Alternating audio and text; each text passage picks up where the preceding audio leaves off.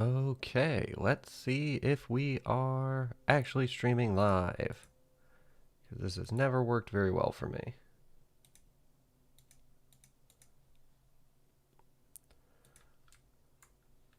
Okay, we are live on Twitch.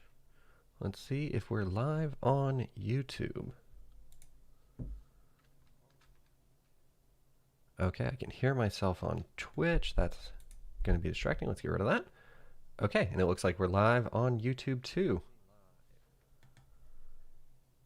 Okay, so the point of today is I have uninstalled Foundry. I've gotten rid of all of my stuff, gotten rid of all my configurations and all that, and we're going to install Foundry from scratch. We're going to add some scenes, we're going to add some walls, we're going to add some lighting, we're going to look at tokens, we're going to mess around, answer some questions, all that kind of good stuff. Hello, everybody. Matt Murray, N7 Maddie, Tim Cusack, Symbius Evian. Hello, everybody.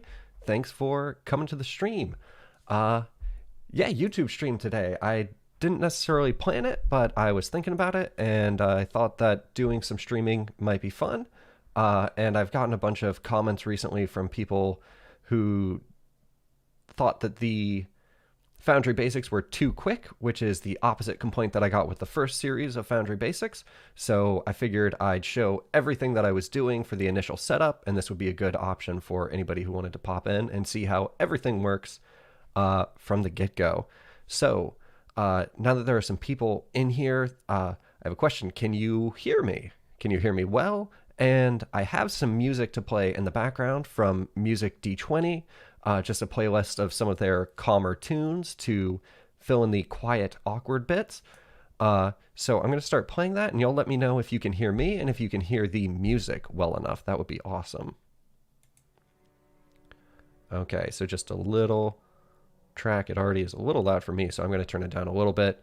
Let me know if that's too quiet or if you can hear it and everything looks good. Again, some yeps. Hello, Kamikaze. Hello, hello. Loud and clear. Awesome. Glad that I am audible. Sound is good and at good level. Awesome. Super, super cool. So, let me make it so that y'all don't have to keep looking at my face. You can start looking at my screen a little bit. Which one of these was it? Right side, I believe. Okay. So this is foundryvtt.com. Can't hear music. Okay, let me get the music up a little bit louder. There we go. I made it about 50% louder, so maybe it'll start coming through. And I will wait for the stream delay to get that to you all. I set it to low latency so that we can hopefully communicate in a little bit of a better way, but I don't know if it's actually going to work out that way. Okay. Awesome. The music is starting to come in. That's the good stuff. Okay.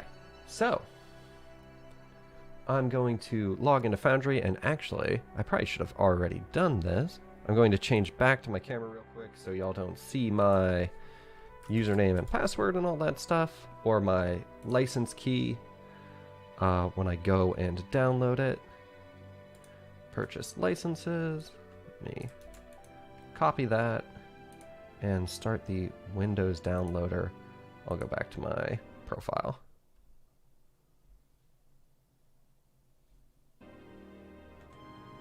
Okay. There we go. Now I can change back to the right side. It's quiet but nice level. Okay, that's good news. Maybe I'll do it up just a little bit more, just a couple dB more.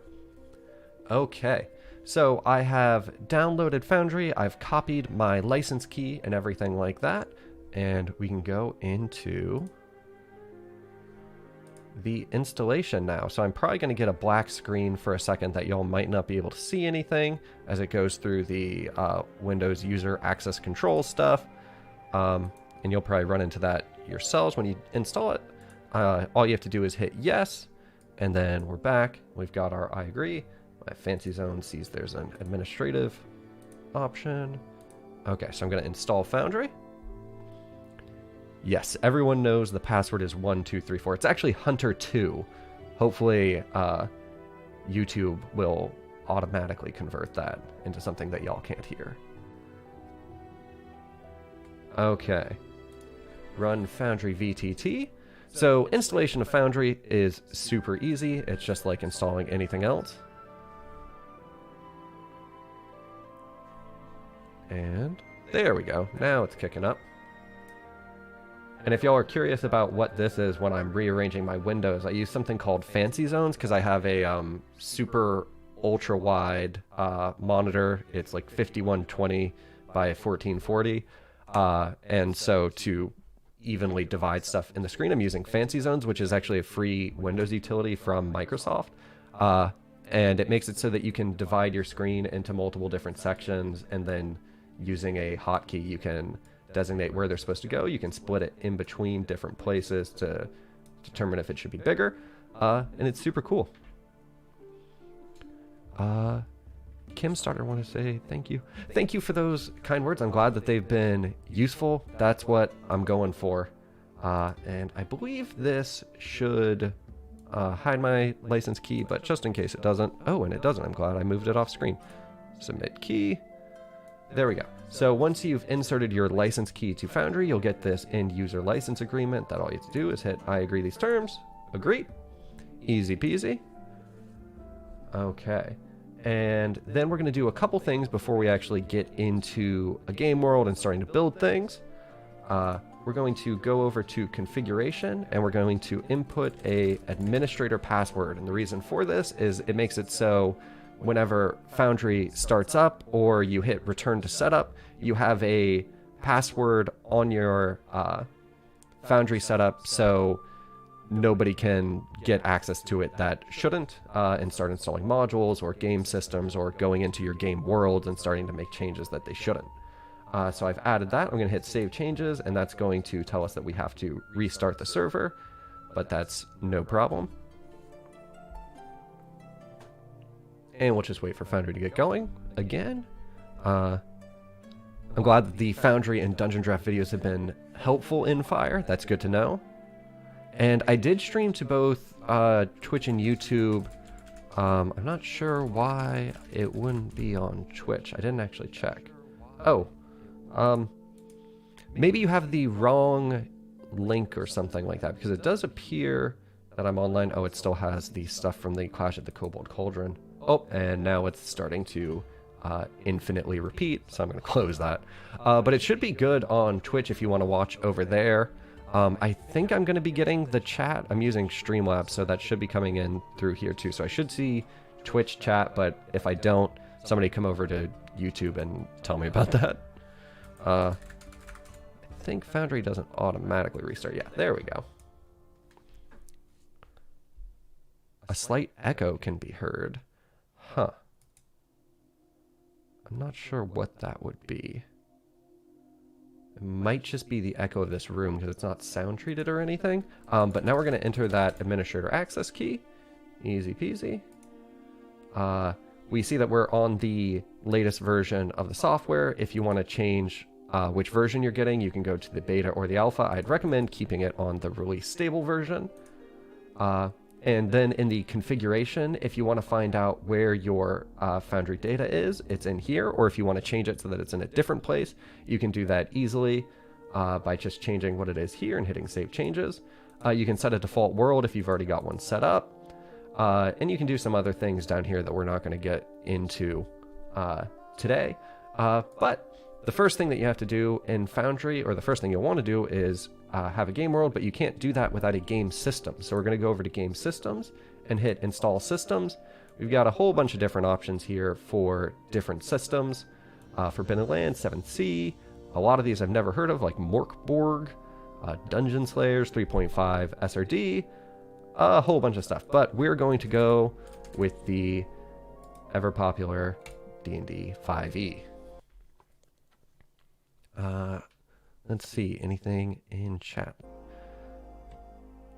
I'll see if there's anything that I can do about the echo. I'm not sure what it would be coming from, though. I don't have another microphone. Let me see. I have the volume turned off on my camera, so I don't think it's coming from that. Ah, I think I know what it is. There, so I just turned that down. Let me know if you can still hear me, but that the echo, I hope, will be gone. Okay. What is the topic? So the topic is Foundry Crash Course. We're going to go through everything to get started with Foundry, and let everybody see all the awkwardness that normally gets left on the cutting room floors in the new Foundry Basics video, so you can see everything that I'm doing, and I won't gloss over any of it. No, it's a slight echo, not too bothersome though. Yep, slight echo, echo gone. You're super quiet, I'm not hearing it. Okay, there, I've turned up my volume, and I'm also going to turn it up on my audio device so that it's a little bit more sensitive, and that should make it easier to hear. Actually, I'm going to turn it up to max, and then we should be good. Your voice volume is way too low now. Okay. Everybody's catching up to the quiet part now. Let's see if increasing the volume on that, still quite loud. Okay. But that was just for the music, so let me turn the music down a little bit. Perfect now. Yes! Okay. One of these days, I'll figure out how to get all of that stuff working properly before actually doing a stream. Okay. So we've got our game system installed now, D&D 5th edition, but you can install anything else that you want, like Pathfinder 2e, Call of Cthulhu, a whole bunch of different stuff. You've got oodles and oodles of options. And now we're going to start with a game world. And we can actually install some worlds that already exist. In Foundry, we've got the Veil, Rêve de Dragon. Probably pronouncing that very poorly. I haven't taken French since high school. But we've got a whole bunch of things like the Secret of the Porvenir, Clash at the Cobalt Cauldron, all great adventures. There's a new one from Humperdinck's Wares, and you can install any of those if you want to do a one-shot or something like that. But we're going to start our own world with the Create World button, and we're going to name this one Foundry Crash Course, because I don't have anything creative or funny to name it. Foundry Crash Course, and we'll give it the D&D 5th edition system. I don't have a good background image for it, so I'll leave that. You can set your next session date if you want, but this doesn't do anything to prevent your players from logging in before or after this time. It's just as a good reminder for when the next session is. You can add a very long world description in here that nobody will read, because most of our players don't care about all of the world building that we have done. And I'll just leave that there. Hopefully my keyboard isn't too loud. I've got it behind my mic, so hopefully it won't be. And we'll hit Create World. We've got everything here. We can go in and edit everything but the data path and the game system. And one thing I'll say is that for this data path, you can name it anything that you want, and it can be different from your world title, but it would be best if you used all lowercase and dashes in place of spaces, and no crazy characters or anything like that, because this is going to be your data path. So it's basically anything that you would use in, there we go. Anything that you would use in a normal file structure, anything like that here in File Explorer. But we'll get rid of that. You can also reset your user access keys and reset all of your active modules. So if you've got an active module that is causing you problems or anything that's making it so that you can't change something in Foundry, you can disable all of that stuff from here. Easy peasy. We don't have anything to update, so I won't do that. And we'll just launch into the world. And by default, you get a Game Master player account, and it has no access key. You can see all of your game details here, our world description over here. You can see this return to setup option, which will also only appear if you have a setup key or a admin access key set up. So if I hit my password in here and hit return to setup, I can come back here, which is super nice. But I'm going to hit the Game Master, and join game session. Okay, so at the great ambassador to Foundry, noob converter extraordinaire. That's too kind of you, Ski 2060. Oh, and Sage Gibbons.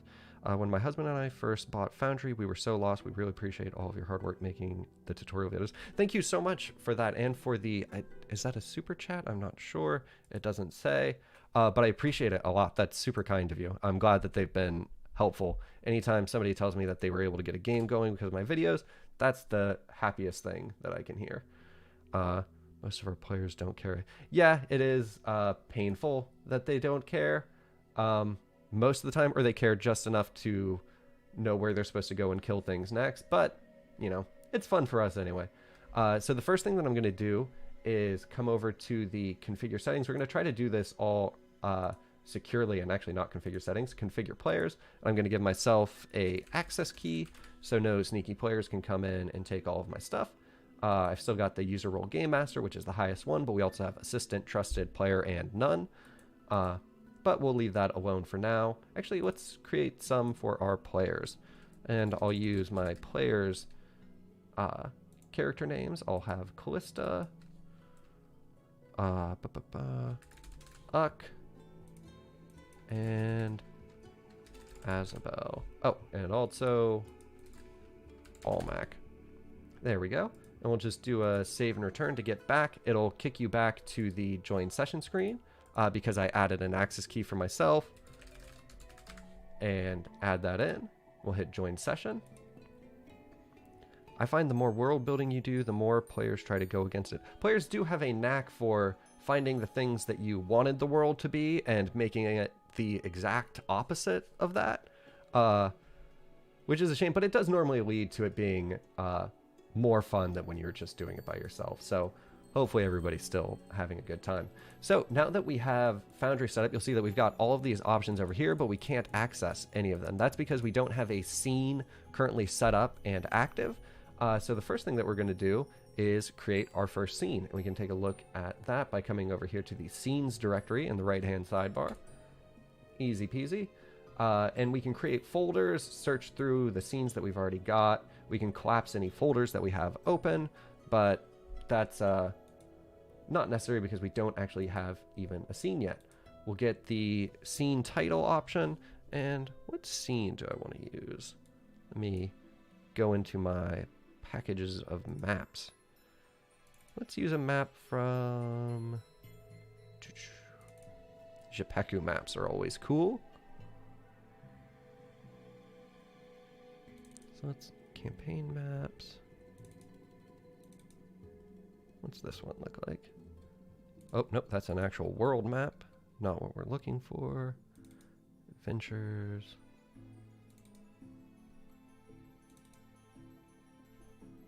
Okay. Actually...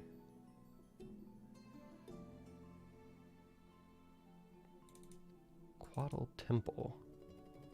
Oh, that's very graphic.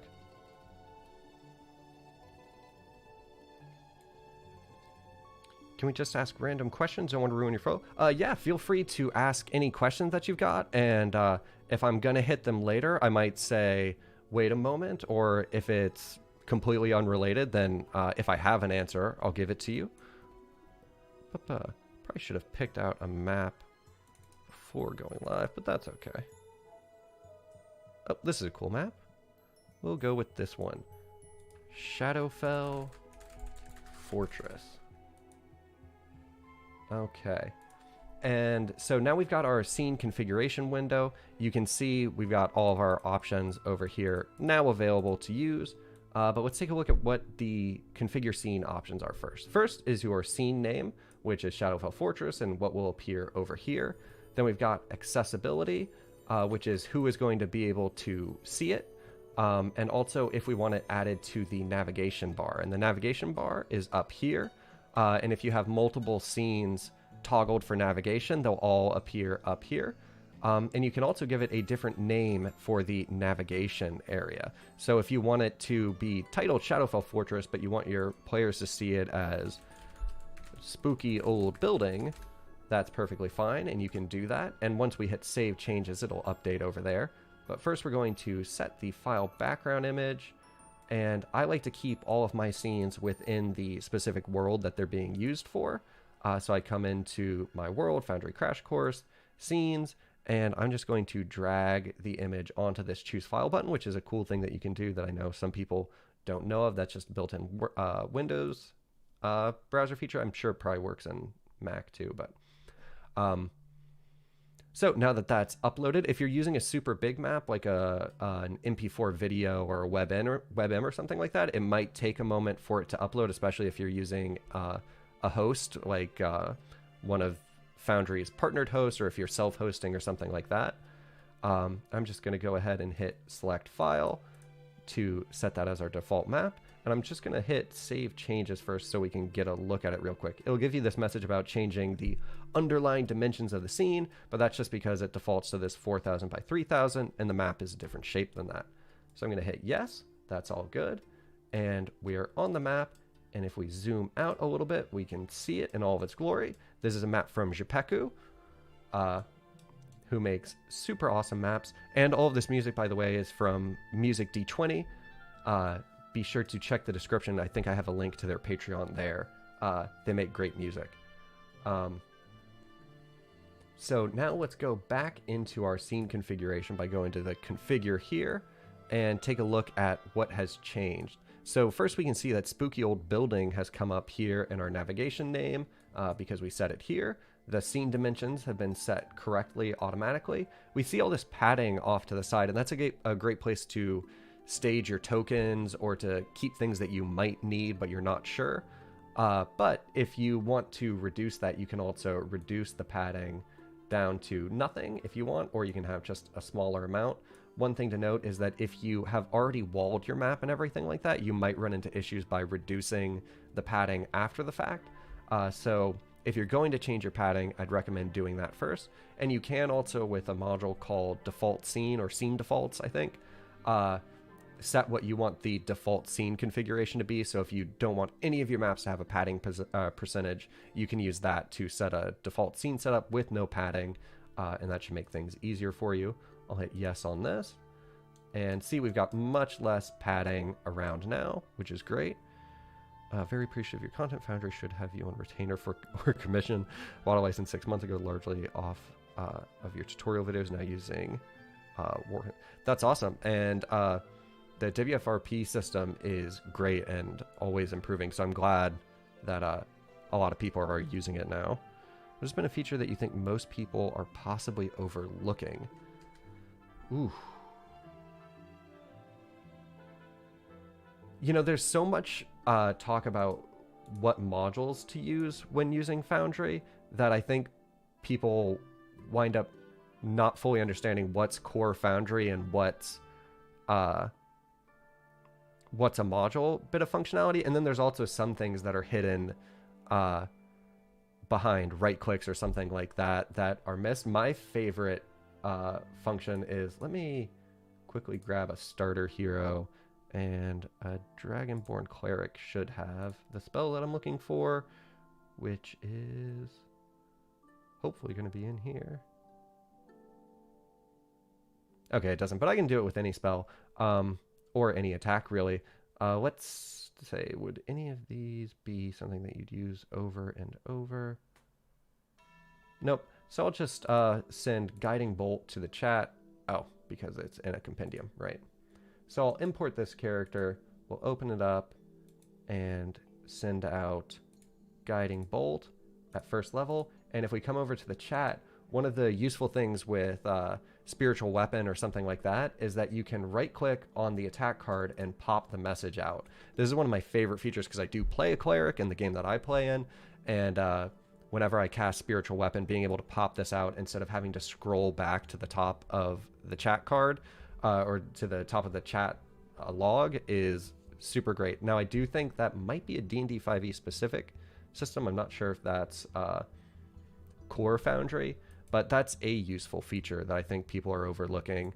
And then a lot of people don't go through the effort of using the additional wall options that they have, like terrain walls, invisible walls, or the lighting effects that are built in now. Those are probably the biggest core features that when people find out that you can do them, they're like, what? terrain walls especially are super cool and make doing a lot of walling way easier. I was having line of sight for players that didn't allow them to see anything or everything. The fog of war setting is what I need the most help with. Well, we're definitely going to take a look at fog of war, and I believe there's going to be some cool lighting stuff and sound stuff in the next versions of Foundry that should make doing things with fog of war a lot easier. So hopefully those videos will get an update soon as Foundry is ready for it, and the update is out for everybody. But for right now, let's get back to setting up the rest of the map. So we've got a few different grid types we can use. We can go gridless, hexagonal, or square. Since the base map is using squares, I'll keep it with that. We can set a grid size of anything that we want, so long as it is above 50. You see, if we go or if we try to enter anything below 50, in the end it won't save. 50 is the minimum pixel per inch that Foundry supports, and that's just because of some of the user interface elements on tokens and things like that start to look a little weird when you've got a super low resolution image. And I believe JPEG maps by default are 140, but we can actually take a look at the grid configuration tool and zoom in and try to match it up with the grid that they've already got. And we see that the Foundry grid is smaller than the JPEG one, and we're at 100 right now. And there are shortcut keys that you can use here, like shift mouse wheel, to change the background image scale, but I prefer to keep the image at its native resolution unless it's very small, and change the grid size instead using Alt in the mouse wheel. So if I increase this, we're starting to get to the right place. You can kind of guesstimate just based on common values, and you'll see that it's hard to tell if it's lined up because this is all off. And so what I do there is use shift and mouse wheel to get everything back in position, and you'll see that that changes the background image scale to 1.05 if I move it up, and then dropping it back down to 1 aligns everything back up with the top left of the grid. And we see it's still a little too small, so we'll use Alt and the scroll wheel. We'll go to 130, do the same thing, and it looks like it's still a little too small, so I think 140 was the right guess. And there we go. And everything should be aligned properly. And there is also a grid offset if you need to offset it in the left or right direction, if there's a watermark or something to the left-hand side or anything like that. You can also change your grid type here, and we'll commit those changes. One other thing that you can do when you're trying to find out what the PPI is, if you know the amount of grid squares across the vertical or the horizontal, so we've got 1, 2, 3, 4, 5, 6, 7, 8, 9, 10, 11, 12, 13, 14, 15, 16, 17, 18, 19, 20, 21, 22, 23, 24, 25, 26. 26 squares across, and we have a width of 3640. You can open up your calculator and do 3640 divided by, what did I say, 26, and you'll get 140. And since they're all squares, this should be good whether you count vertically. So if you counted down like that, then just take the height and then do the height divided by the number of squares, and you'll get the PPI. Running 5e, so that's awesome to know. I'm glad that what I said was actually a shock to somebody. It's always weird when somebody's like, hey, what's an overlooked feature? And like, I already knew that one. Have you done any integrations with Foundry? We are transitioning from Discord for everything to Foundry. I haven't done any integrations with Foundry before, and I'm actually not sure if there is one with Foundry. That's a good question. I'm going to make a note to look at that later. Look into integration with Foundry for Foundry. But if you're rolling with Foundry, you'll probably find that rolling in Foundry is just as easy, if not easier. But if you're running everything else in Discord, I could understand why you'd want to stay over there. But I don't think, at least off the top of my head, that there's an Foundry integration. Lighting features, pulse and chroma, especially in the sound objects, like noise of a bar from great tools to bring. Yeah, 100%. If you start making use of the ambient sounds and the flickering torches and the chroma pulses and things like that, you can do a lot of stuff that makes it look like magical things are happening or that lava is really there and bubbling up. And so let's get back to this. And the rest of the grid configuration things over here are the same bits that we were looking at in that other window, except for the grid opacity, which you can raise up to be much more visible, or you can drop it to 0 to get rid of it. I normally keep it a little bit, even if the map doesn't have a grid, or even if the map has a grid. And then we get to our vision and lighting settings. So token vision means that if you place a token on the map, you should use the token's vision settings. Like they have a dim vision of 60 feet, and that's as far as they'd be able to see unless there were other lights on the map, and they'd obviously be stopped by walls and things like that as well. But if you disable token vision, if you drag out and place a token on the map, or if you don't place a token on the map at all, your players will still be able to see the entirety of the map. So that's a good thing to use for just mood images or anything like that. Or if you're doing a role play encounter, if you have images that represent the people that they're talking to, you can disable token vision and your players will be able to see it even without a token on the map. Then we've got global illumination. Global illumination basically makes it so you don't have to add any additional lights to the map. It just makes the assumption that everything on the map is visible. Because it's either outside or there's enough light in all of the rooms that there's no need to hide anything, at least in terms of lighting. Your players obviously won't be able to see through walls or anything like that. And then we've got fog exploration, and this is probably a good one to just place a token on the map and we can see what it looks like. So fog of war is this darkness around your token. It can't see anything beyond what its token vision is set to, which if we come here and go to vision, we can see it has a dim vision of 5 feet, which is not very much at all. Let's give it a little bit more just so we can see a little bit more around the map. And we haven't placed any walls or anything like that, so none of these walls are actually blocking vision, but as we navigate through, we can see that it leaves the area that we were in visible. But if there was another token there, let me grab a monster. We'll place an acolyte here out of sight. And if I, as the GM, deselect or release this token, we'll see that I can see the entire map. But if I click on a token, I'm seeing through its vision. And even though we can see in this area, we can't see the acolyte. So if we go back, the second we can see at least half of the token within the vision of the token, we will start to see it. But if we go out, we won't. And so the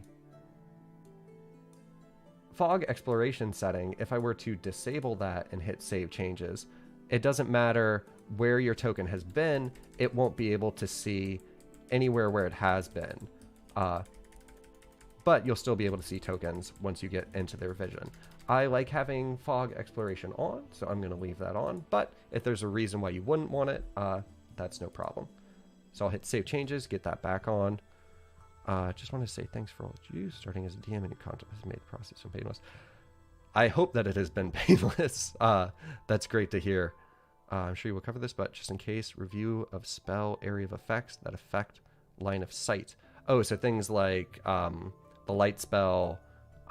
Yeah, we will definitely cover that. Is there a way to auto add bright vision when I import from D&D Beyond? There, bright vision 0. I believe there's not a default way to set all tokens to have, or a built-in way to have all tokens set to have a certain amount of bright vision, but I believe the token mold module will let you do that. If anybody in the chat knows, that would be great. But if you don't, I think that module has that functionality. Has vision messed me up for the longest time? Didn't realize I had to click it. Yeah, there's all kinds of things in Foundry. So if there's ever anything that you don't know, definitely jump in the Discord and feel free to ask, because there's probably a setting somewhere to change it, or a module or something like that. Inconsistent with certain things you could do and beyond versus the customizability of Avre. I like to make players do some very random rolls. Okay. yeah, if there's specific stuff in Foundry that you need that you can't do in Foundry, then that would be a little... It would be useful to have an Foundry integration, but I don't think that there is. Out of curiosity, what things are you needing them to roll? Because there might be a way to do it in Foundry with either let me roll that for you, or by just calling for the roll and then having something like dice tray at the bottom where they can just click the type of dice that they want to have. If I'm not sure if there's functionality like that in Foundry, because I've never actually used it. Oh yeah, so back to the Shadowfell Fortress scene configuration. That's what fog exploration is. Darkness level basically applies darkness to the map, so it's set to 0 now. If I raise it up to 1, we'll see that it gets much darker. It applies this kind of blue over the map.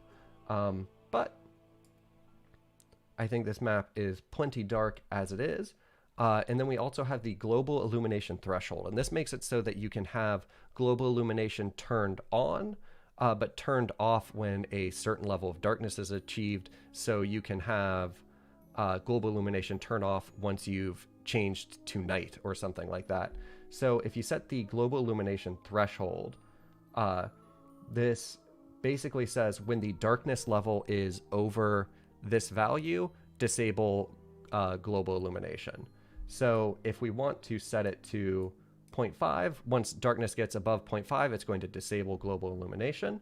So I'll actually go ahead and enable global illumination here. And we'll see that with our token selected, since there's no walls, we can see the entirety of the map.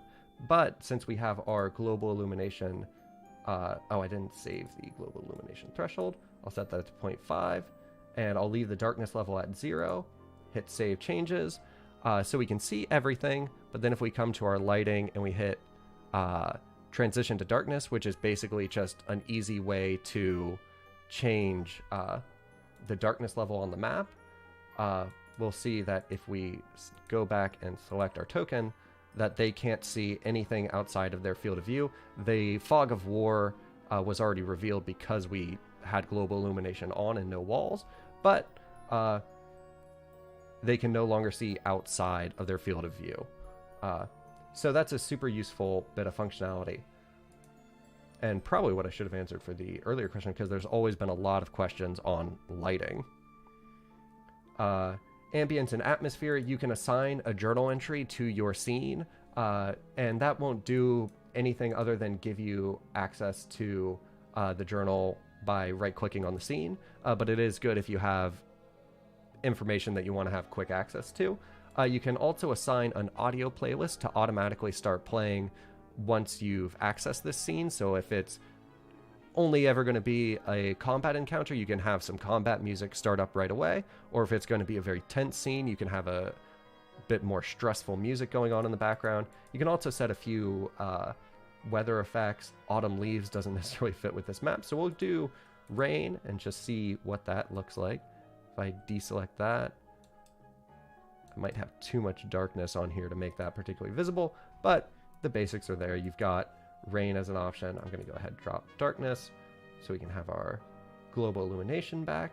And then the initial view position is when your scene is activated, what are your players going to see? By default, it's way up here in the top left, and it's fairly zoomed in. But I want our players to see where they're starting, which is at this first part of the bridge. So I'm going to zoom out so the full width of the map is visible. And then if you set this button right here, capture current view, it will capture your current view position on the X and Y and how zoomed in you are. So when your players go and access this scene and it gets activated for them, this is what they'll see first. Okay, let's see what chat has to say. What module lets you collapse the different entries in the module's setting menu? I've noticed it in screenshots. Oh, that is actually not a module, but if you come to manage modules and you hit this button right here, I don't have any modules installed right now, so it won't be visible. That will collapse it so just the name is visible. That's another great bit of functionality that people may not know about. And you can also filter to see what different types of modules. So you can have all modules, just your active ones or just your inactive ones, and you can also filter to find them. But I won't be talking too much about modules in this video because it's best to know what core Foundry can do before diving headfirst into modules, even though that's the fun stuff that everybody wants to do.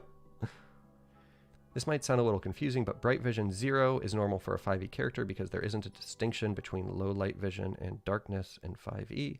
Essentially, you want your dim vision value to be your dark vision length, and it's right. It's slightly counterintuitive for bright vision to be 0. Oh, I think you were answering a question for somebody else. But yes, that is basically how you'd want things set up in Foundry. The bright vision setting will only really come up if you have something like a warlock who has devil sight, which gives them, I think, 120 feet of bright vision, which means they can see everything around them as if it was bright light. Dim vision gives you the ability to see everything within that range as if it was dim light, which is basically the equivalent of dark vision in 5e. It gets a little bit more complicated if you're using Pathfinder or something like that, but I do know that there's a module called Perfect Vision that the Pathfinder 2e devs that I've talked to like, and does have a specific setting for Pathfinder 2e that'll get you a little bit closer to what their native rule setup is too. I don't have any source books on D&D Beyond. Which ones do you recommend I start with as far as what would be most beneficial to use with Foundry? So Kate, I would most recommend the stuff that has monsters in it and the stuff that has good class information in it. A lot of the player's handbook, I think, is already in the SRD, so if you don't need any of that for your players, then I wouldn't go buying it. The thing that I wind up using the most is definitely monsters, so Monster Manual, Volo's Guide to Monsters, Mordenkainen's Tome of Foes. What are the other ones? I think there's another monster one, isn't there? It's like Fiendish Folio or something. I can't remember what it's called. But if you do want more character options and you want your players to start being able to build their characters on Foundry and then import those, or be able to build them in D&D Beyond and then import them into Foundry, then the player's handbook is good to make sure that you get access to all of the base standard stuff. And then I think it's Xanathar's Guide that probably has the next most stuff, because I think that introduces furbolgs and some other things. And then Tasha's if you're interested in those optional rules or you want custom origins or ancestries or anything like that. And I mean, that's basically all of the books. But if you're interested in monsters, Monster Manual, Volo's Guide to Monsters, those are the ones that I wind up going to the most, I think. Especially Volo's, because I really like Mind Flayers, and there's some good Mind Flayer stuff in there. With Exploration Fog of War on, what happens if I were to change a background asset after they explored it? Would it update immediately or remain hidden until re-explored? Think Shifting Labyrinth or something. Oh, you know, that's actually a very good question that I don't know the answer to. So let's see what will happen. This is one of the fun things about live streams is you get very easily distracted and you can talk about other stuff. So I'm going to leave Fog Exploration on, get rid of Global Illumination so I can have some vision restrictions. I'm going to move this character out of here, and let's see if I add something like a new tile. I'm just going to go into the core data so I can get an icon or something to put back here. We'll just place this nice Foundry logo. So then if I click here, so something like a tile, your players will be able to see it. Still not, if you place a token or something like that outside of their field of view, they'd have to come back to find it. But that is interesting to know that tiles would remain visible outside of their field of view. Let's see, is there anything else that... I wonder what would happen if you placed a drawing. So let's just place something there.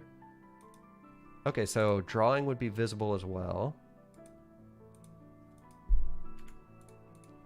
Let's get rid of both of these now. So there's a little bit of information that I didn't even know before this stream. That's a great question. Not those, but the configure settings. Oh, configure settings. Modules. Oh, so if you were over here. Oh, I didn't actually know that there was a module that would collapse those options. I'm going to take a look. I'm going to make a note to look into that too, because I would like that functionality. Module to minimize module settings and settings. Module settings. Cool. I've got a note to look into that too, and I'll put a pinned comment or something with answers to these questions once the live stream's over and I've had a chance to find the answers to them. Some of the weather effects from FX add-on make it lag. Would having a server fix that? And yes, I lower the frame rate. So the weather effects are most likely causing an issue for you because of your GPU's capability, not because of the server. There could be some benefit to getting it off of your machine, but the server functionalities of Foundry aren't that intense. A lot of people actually run it on a Raspberry Pi, which is very low powered. So my guess is probably that it's just hitting your graphics card a little bit hard, or your integrated graphics if you don't have a graphics card. I'd be curious what kind of hardware you have for that. And it might also be worth checking that hardware acceleration is working for you properly and all of your WebGL stuff is working well. And then hopefully that will help you. But once you have Foundry running, once you have a bunch of like effects running and things like that, that can definitely start to hurt some people's computers. Hey dude, just want to say I really appreciate your channel and the work you've put into helping us learn Foundry. It's definitely made a difference for their home good. That's awesome. I'm super happy to hear that. So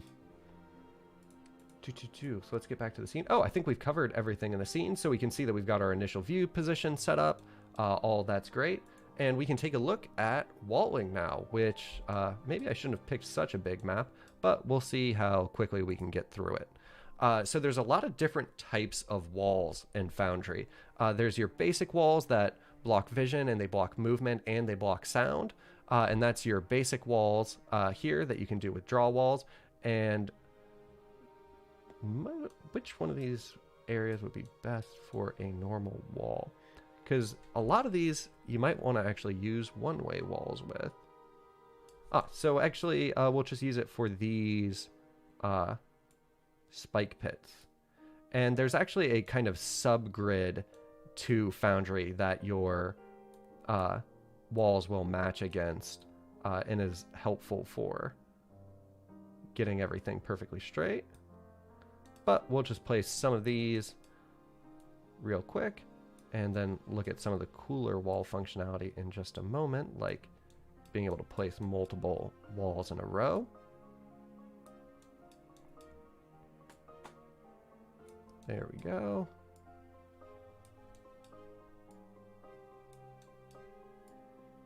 All of these might actually be worth using a terrain wall with too, but just to demonstrate basic walls, we'll get all these placed down and come back to our token and see what that looks like. I'm going to reset the Fog of War, which will get rid of any exploration that your players have done.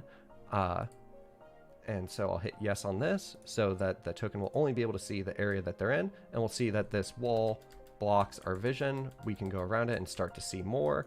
But then even after you've explored that area, you won't be able to see beyond it. It'll be a little bit darker than your normal fog exploration because it is blocked off by a wall. Okay. And then we'll go back to our walls and we'll take a look at the coolest part of Foundry, which is the terrain walls. And we'll actually go ahead and just get rid of some of these so that we can have a terrain wall on one of them. The cool thing about terrain walls is that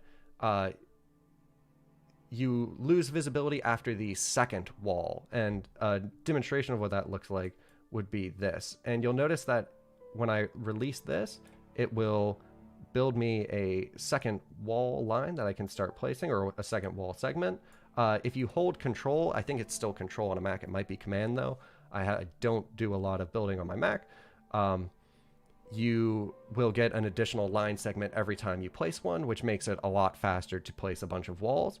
And so the cool thing with these terrain walls is that we can see the entirety of the object. I'm going to go ahead and reset the Fog of War again. There we go.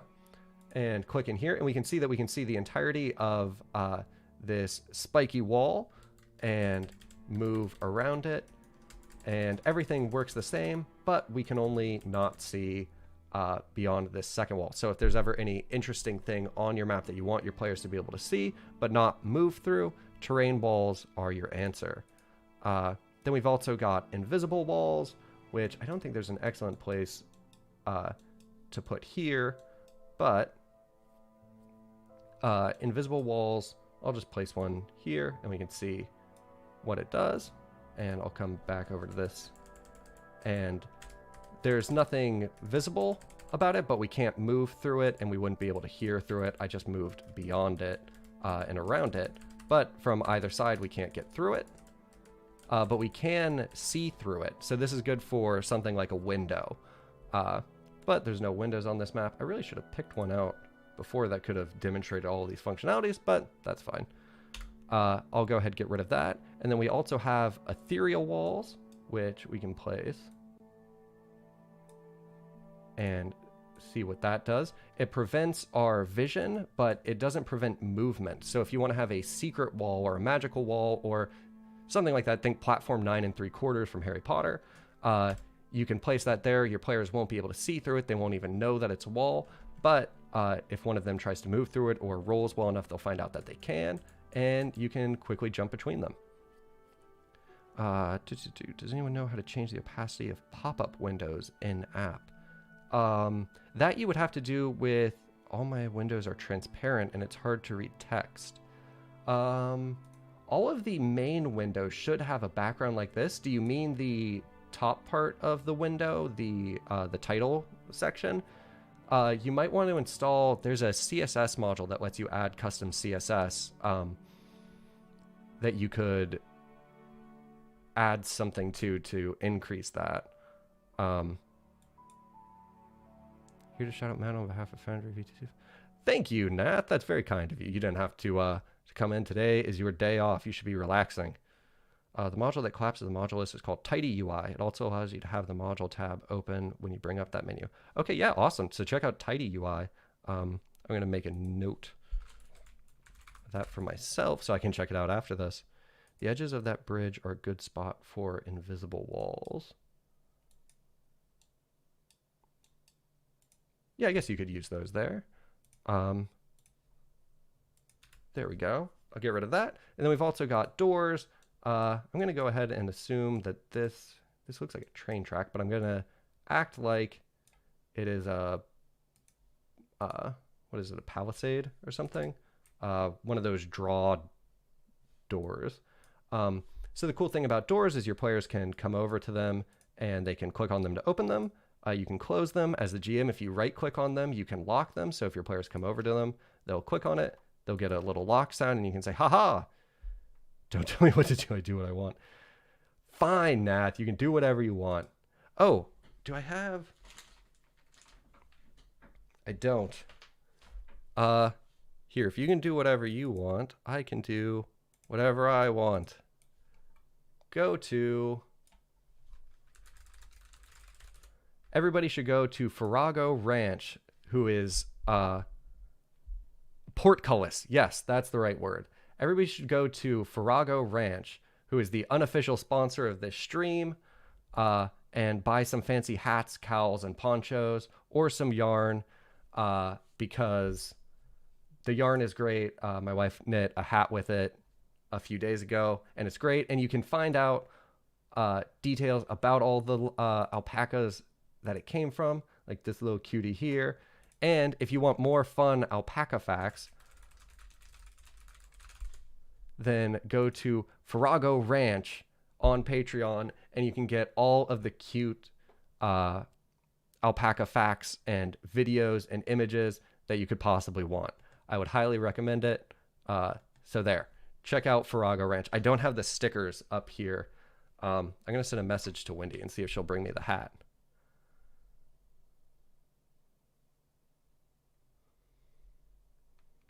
Can I have the knitted hat, please?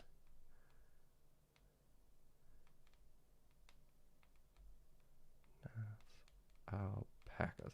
There we go.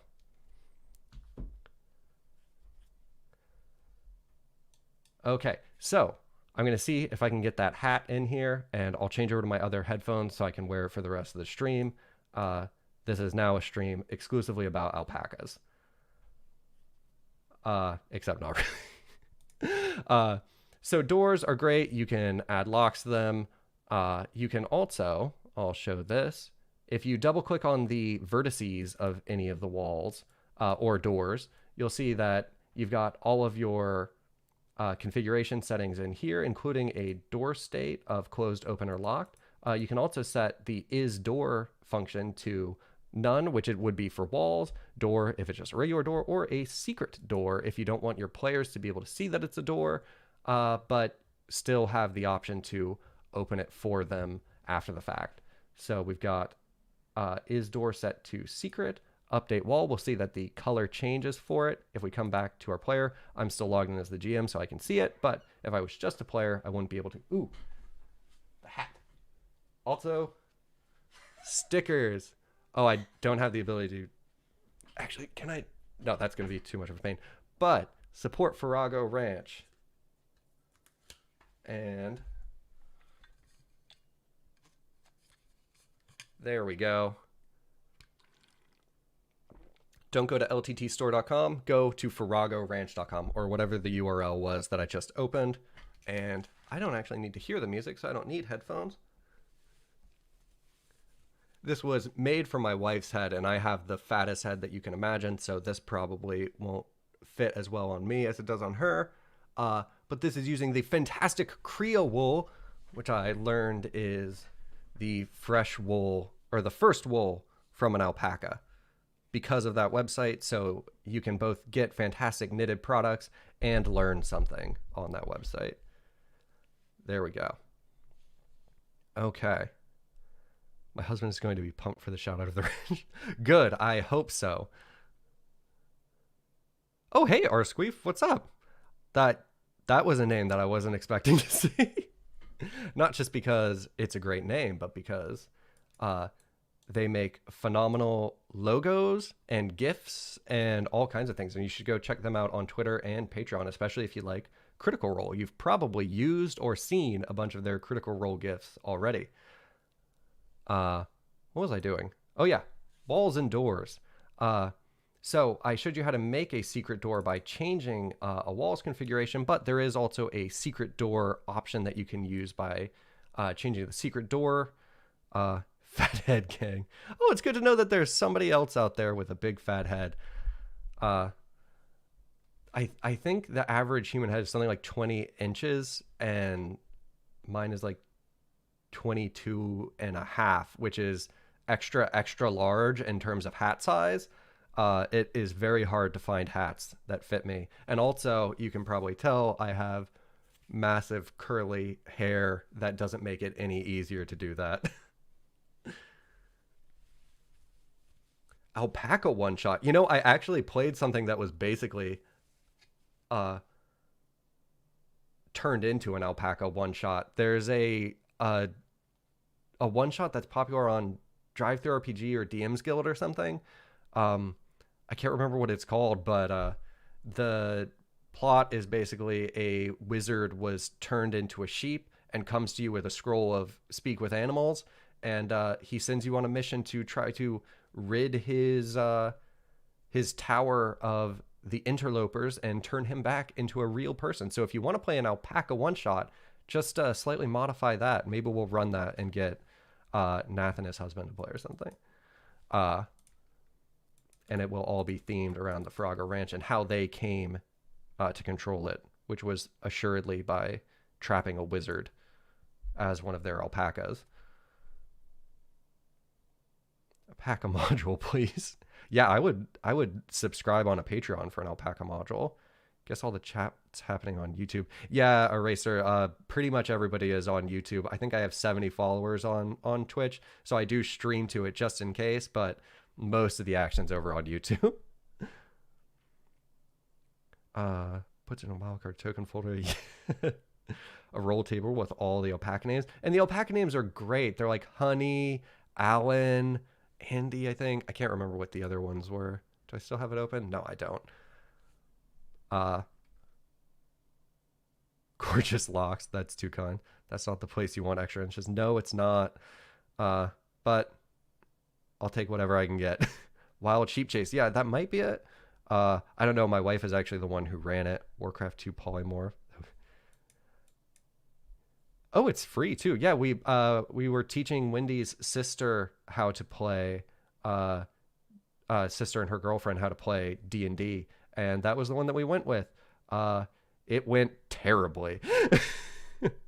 uh not that they hated it or anything like that or anything bad happened, but the solutions that the party came up with to the problem was not good. Very weird. Involved a bunch of gorillas. But we'll get rid of some of these walls and take a look at the clone walls feature. Now, this is one that I don't use very frequently, but I'm going to try to remember what the functionality is. I believe it's whatever wall you just placed, it will continue placing walls of that configuration. So if I placed a wall like this and I changed it to have no movement restrictions, which means you'd be able to move through the wall, but I kept perception restriction as normal, which means you can't see beyond it. If you change it to limited, that changes it to the terrain wall effect, where you have to have two walls for it to actually block vision. So I'll leave perception restriction as none, movement restrictions as none, or perception restrictions as normal, movement restrictions as none, wall direction as both, and it's not a door, and so we don't have a door state. I'm going to hit update wall, and I believe if I change to clone walls and I drag out like this, yes, it will keep the same settings that the previous wall that we were dragging out from had. So if you have a very specific wall setup that you want, you can easily do this and keep going with it and not have to go through and individually change all of your walls. We've got a male alpaca named Bastus for you King Killer fans out there. Yes. LOL, turn the chaos up to 11. What can go wrong? Have to go continue the good work. Thanks for coming, Christoph. That was awesome to have you here.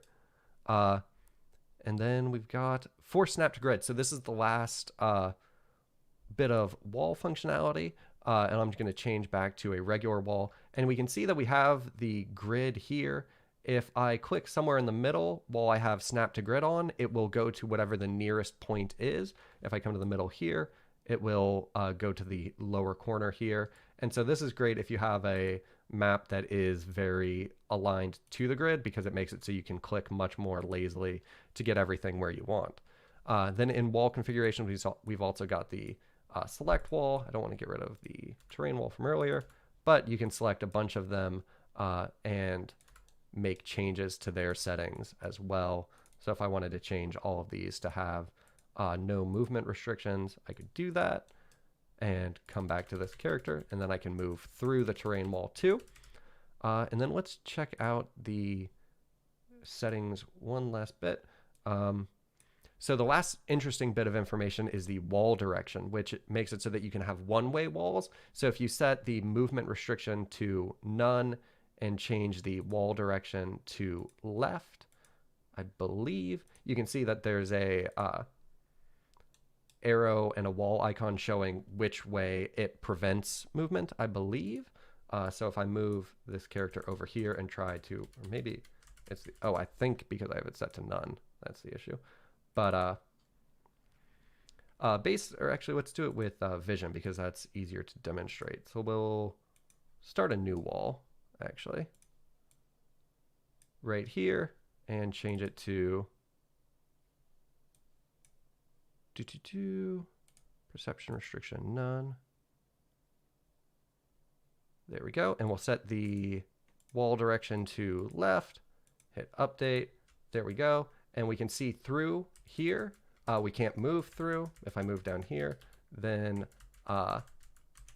vision would change. If I reset forward, man, I keep getting distracted by chat, and now everybody's showing up and wrecking me, including my wife.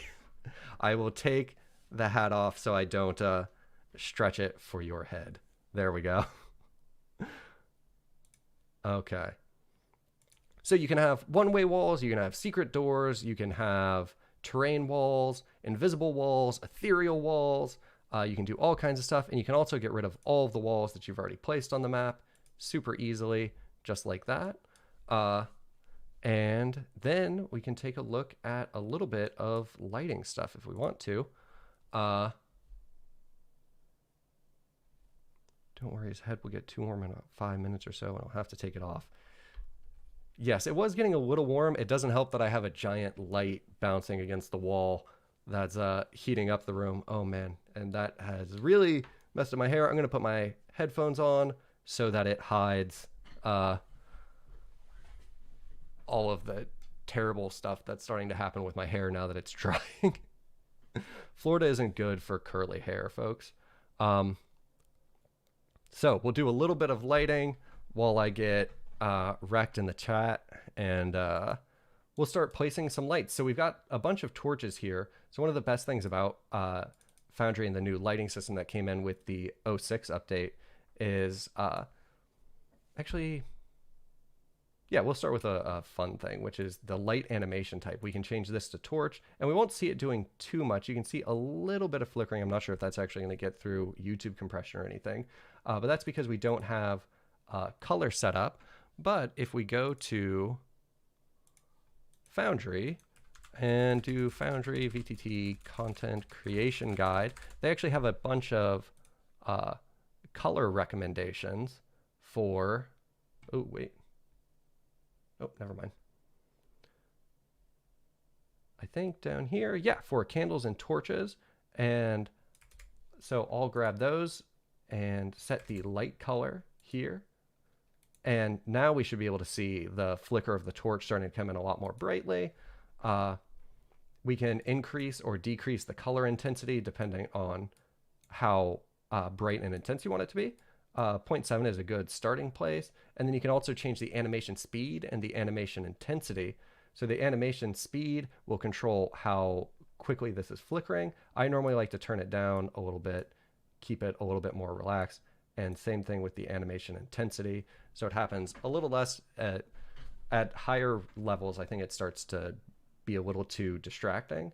But we can update our light source, and then there, now the color is set up properly.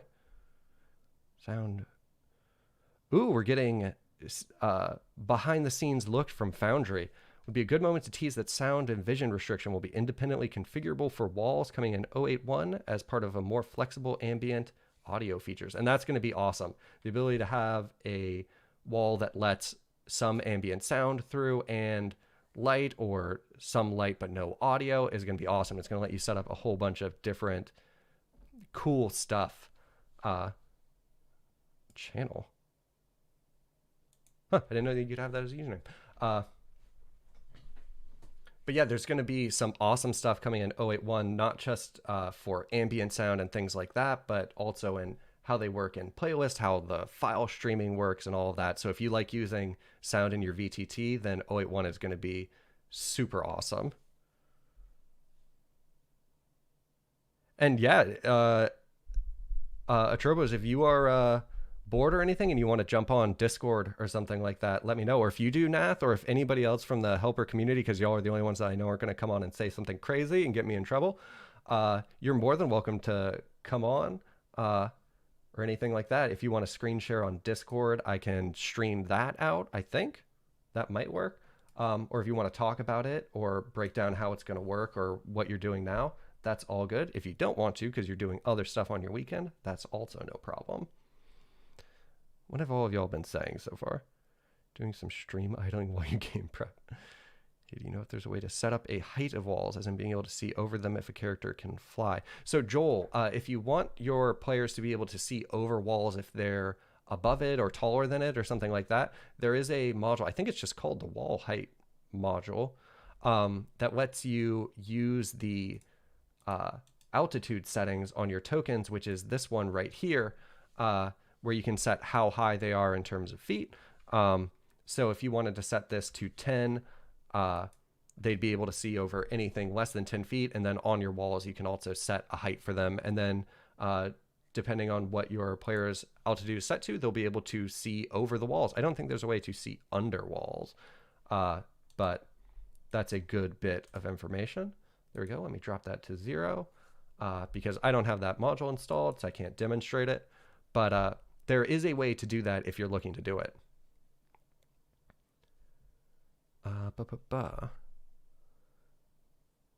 Hey there, is there a way either through core mods to add audio controls for your music like play, pause, next song. You can play and pause music. I don't actually have a playlist set up right now. Let me add one and see if I can add a song real quick for you. Let me grab my music D20 music, which is actually not playing anymore, so I should start that again too. There we go. Get a little bit of music in the background.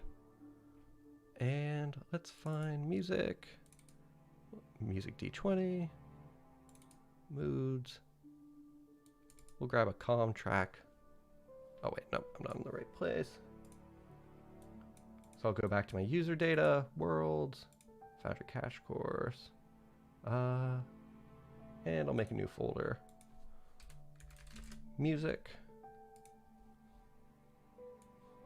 Add Alden in here. Wait for that to upload. Hit select file. We've got it. Update track.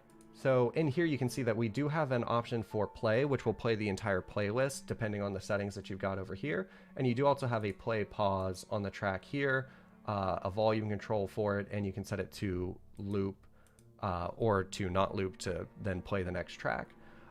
There is not, I think, a module that would enable you to do skip track or anything like that, but and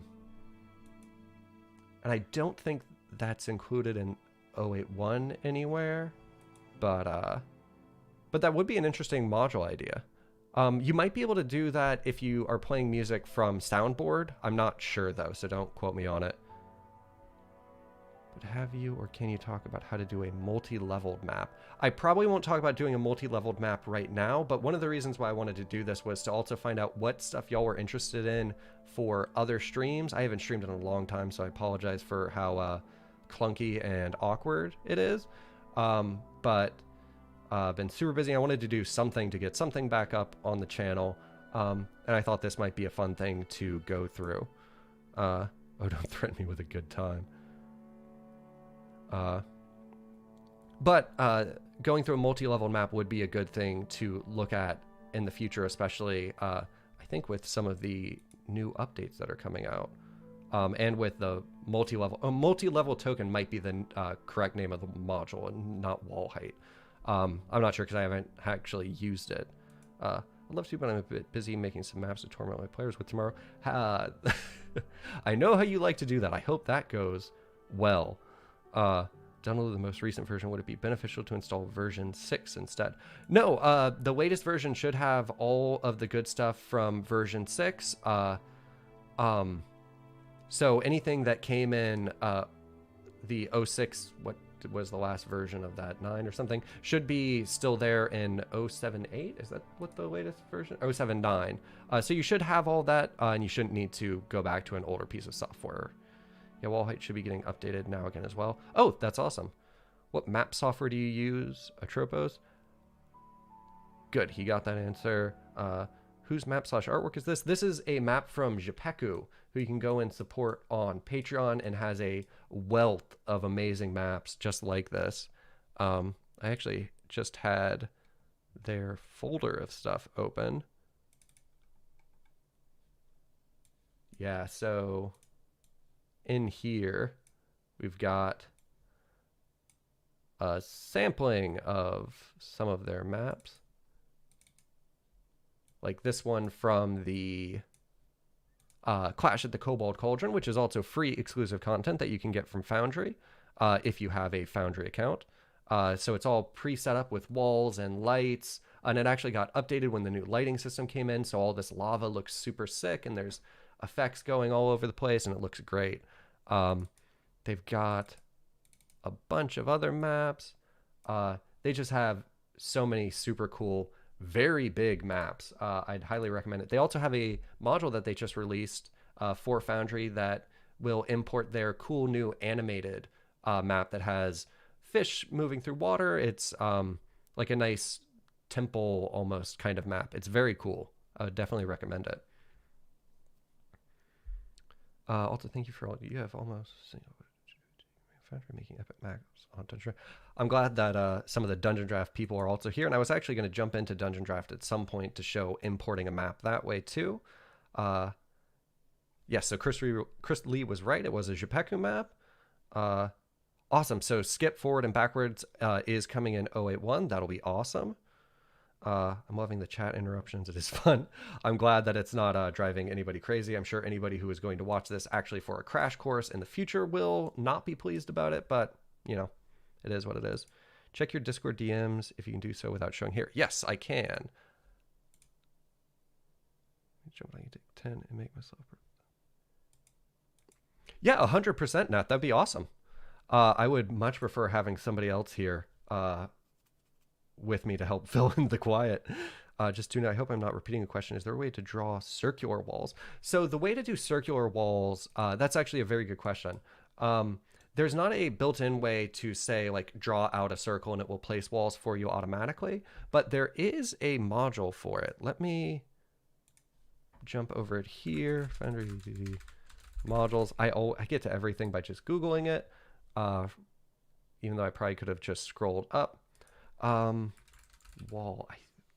Yes, DF curvy walls. So this is an interesting module, and it has a very good example of how it works on the module page, which is why I wanted to open it up. Let's see if I can get this a little bit bigger.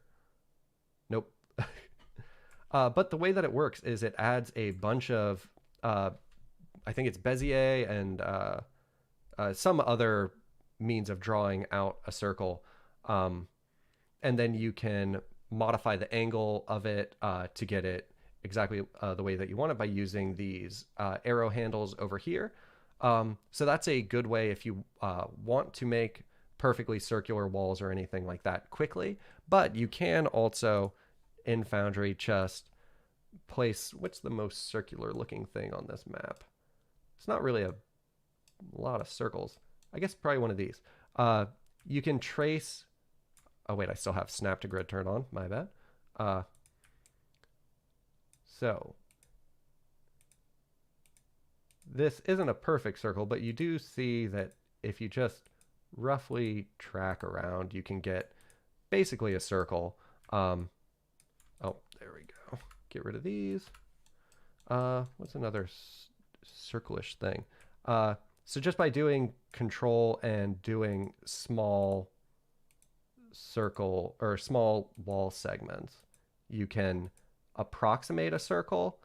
It won't be perfect. Most circle things wind up being things like pillars or columns that you can use terrain walls with, where just by using a terrain wall, it will hide some of the ugly edges that you get from perfectly straight walls.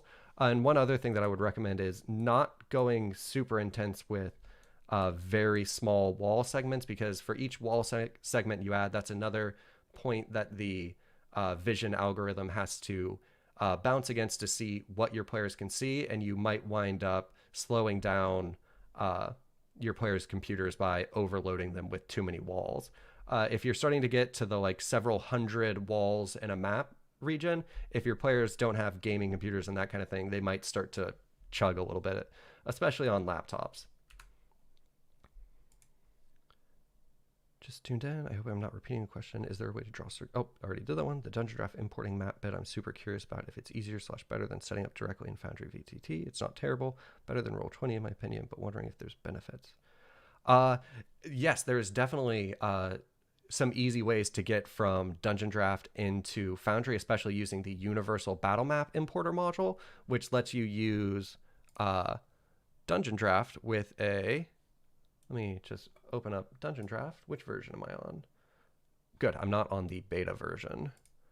So I'll just get open a basic... Oh, this is going to take a little while because I have a whole bunch of assets in here. I'll let that run in the background. But it makes it super easy. It'll automatically place walls. It'll automatically place lights for you.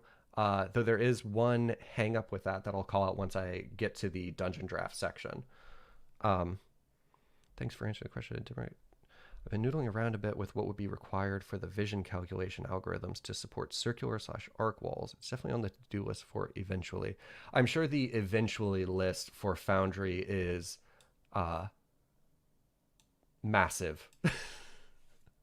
I can't imagine handling half of the new features that you get added in every version, let alone the things that are planned for longer term than just now. But circular walls, angular walls, and all that kind of stuff would be super cool. In my opinion, it's not super important, but I do know that some people are very particular about wanting their maps to be exactly perfect in terms of circles. They don't want the rough lines or anything like that. So for them, I'm sure it would be uh, a huge boon, but I'm not sure if it's wow, that's still going. Too many packs. So anyway, we've done walls. We've got a little bit of lighting set up here now, but let's take a look at what some of the other lighting options are. So we'll come back into this light, and we do have a couple of different options for light types. We've got local light, global light, and universal light, and that mostly just impacts the visibility of the light through walls and things like that. The difference with universal light, I'm actually going to have to embarrassingly probably refer to my own notes on it because I don't use it very frequently. So we're going to go to encounterlibrary.com where you can find a written version of all of my guides and stuff like that. And we'll do this, universal light. So universal lights will ignore walls and are visible from anywhere on the map, no matter how many walls are in between you and it. Whereas local light means that the light is blocked by walls, but it will shine through things like windows, and you can't see a light if there is a wall between you and it. Global lights, on the other hand, won't ignore walls, but you can see the light no matter how many walls are between you and it. Global lights, on the other hand. Oh, yeah, so global lights won't ignore walls, but you can see the light no matter how many walls are between you and it. That's what I thought it was. So, yes, Tom Carter's packs are now reduced to 6 big ones. That's going to be a big improvement. I actually have downloaded it, but I haven't replaced all of my existing packs with it because I'm still working on a handful of maps that are using the old token packs that I don't want to break until I finish them. So as soon as those maps are done, I'm going to get rid of the dozens of packs of his stuff and go down to the simplified one. So let me place a wall here, and we'll see what light does differently depending on what setting we have. And I'm also going to get rid of the animation so it can be as visible as possible. And we'll go with like a brighter yellow or something so it's super clear what's happening.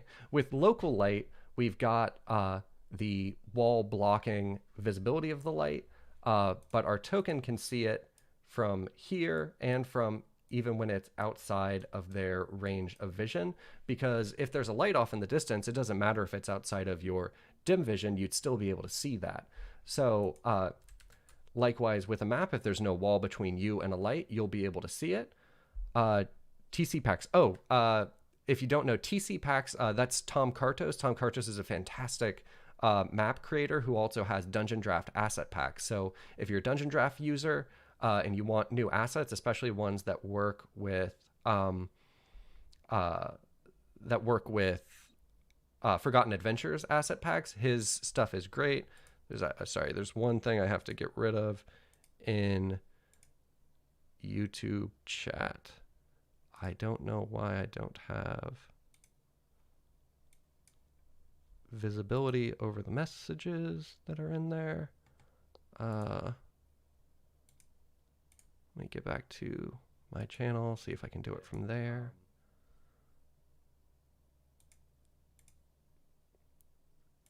There we go. Okay. Sorry, I had to get rid of one quick message. So acute, that's not something that we can talk about because of copyright breaking issues. And I would not recommend it because it also causes issues with your worlds. And there's been a number of times where it has irreparably damaged somebody's world. And they've lost a lot of other work that they've done. So I suffice it to say, I would not recommend it and can't talk about it in the channel and everything like that. Okay, and same thing for the Discord. So please don't go to the Discord and try to talk to anybody about that. Okay, so back to lighting though. Local lights will always be visible so long as there's not a wall between you and it. But if we change this light to be a global light and hit update light, oh, I don't think I might not have actually made that change. Okay, there we go. And then I can still see it because there's not a wall between me and it. Oh, this is the wrong token. But if I move this character over here, I can still see it, but the light doesn't go beyond the wall. Whereas if it was still a local light, I can change that and come back to this token. We'll see that we can't see the light beyond the wall because the wall is up and blocking out the light. We can see where it spills out beyond the wall, but we can't see it behind the wall. And the difference with universal light is if I change it to this, we'll see that it ignores the wall entirely and shines through, and we can see it even if it's outside of our range of view, and there's a wall between it because it's just completely ignoring it. So if you want your players to be able to see something central in the map, no matter how many walls there are between them and it, universal light or global light is a good one. If you want the light to obey walls in terms of not going beyond them, you want a global light, because if I set this back to global light, oh, I did something just now to change the color or something. Here, let me place another one. There we go. I'll change the light color to red this time. There we go. So the global light obeys the walls, but is visible everywhere. So long as there's not a wall between you and it. Global light, you can see it beyond the wall, but the light won't go beyond the wall itself. You can just see it through a wall. And universal lights they ignore walls completely and are visible from anywhere on the map, no matter how many walls there are. That was probably too many repetitions of what the differences are between those lights, but I got distracted and forgot what I had said already. So let me get rid of that. Let me check this and see if Nath has gotten back in.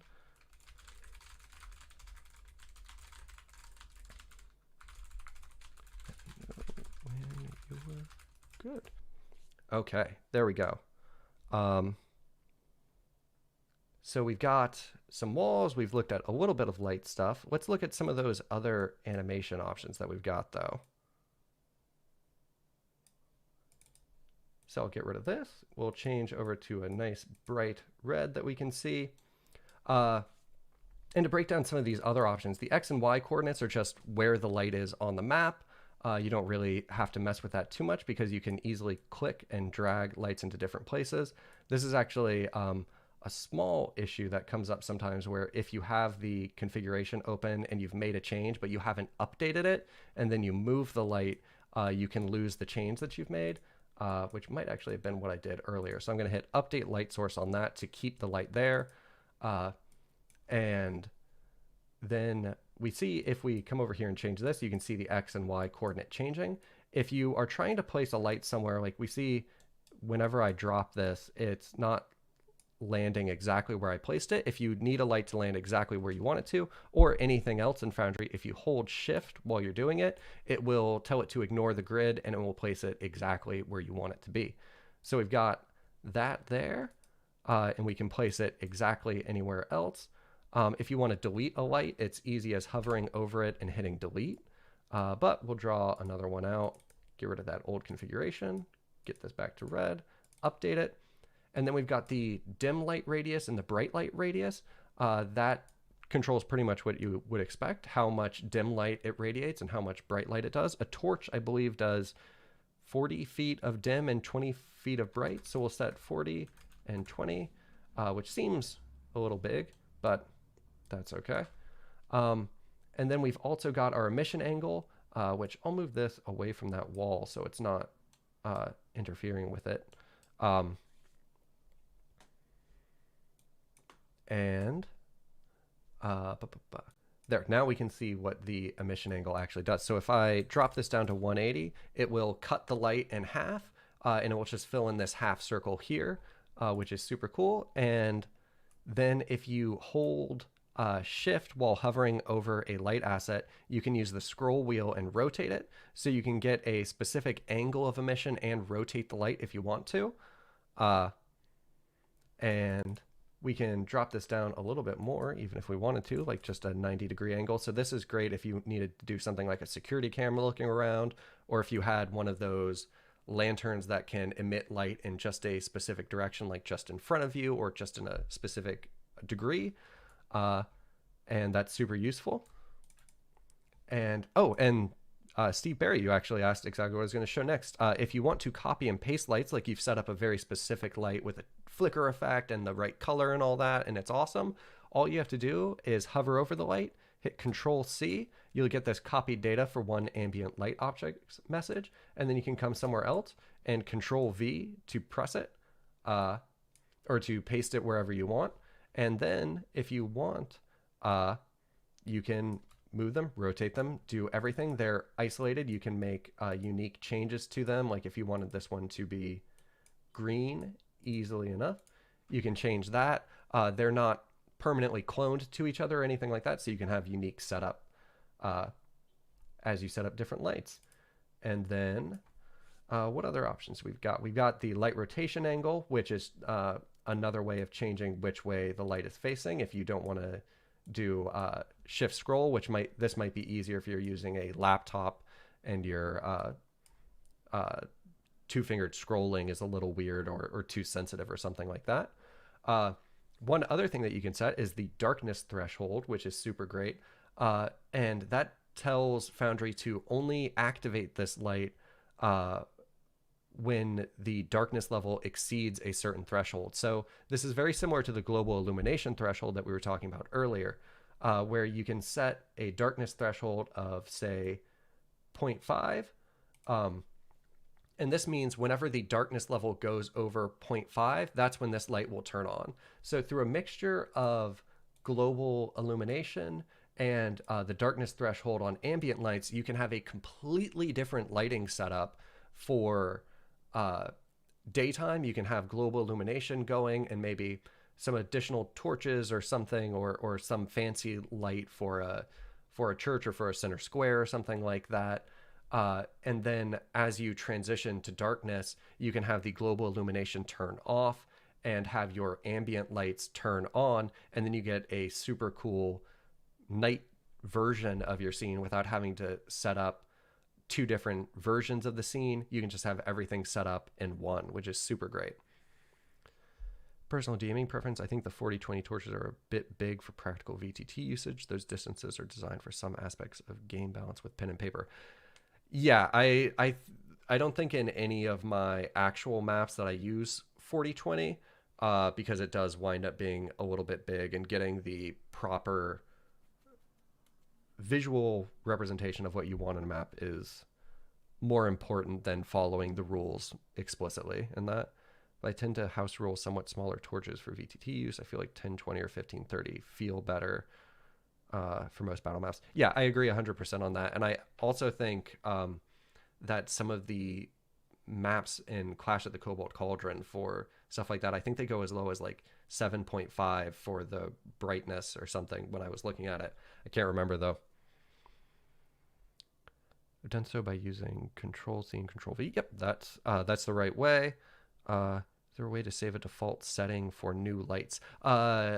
Nick, this last name I'm not going to say properly, Piscusi, I think. There's not a way to save a default setting for new lights in core, and I actually don't think that there's a way to do it with a module either. I could be wrong about that though. I'm not a huge module guy.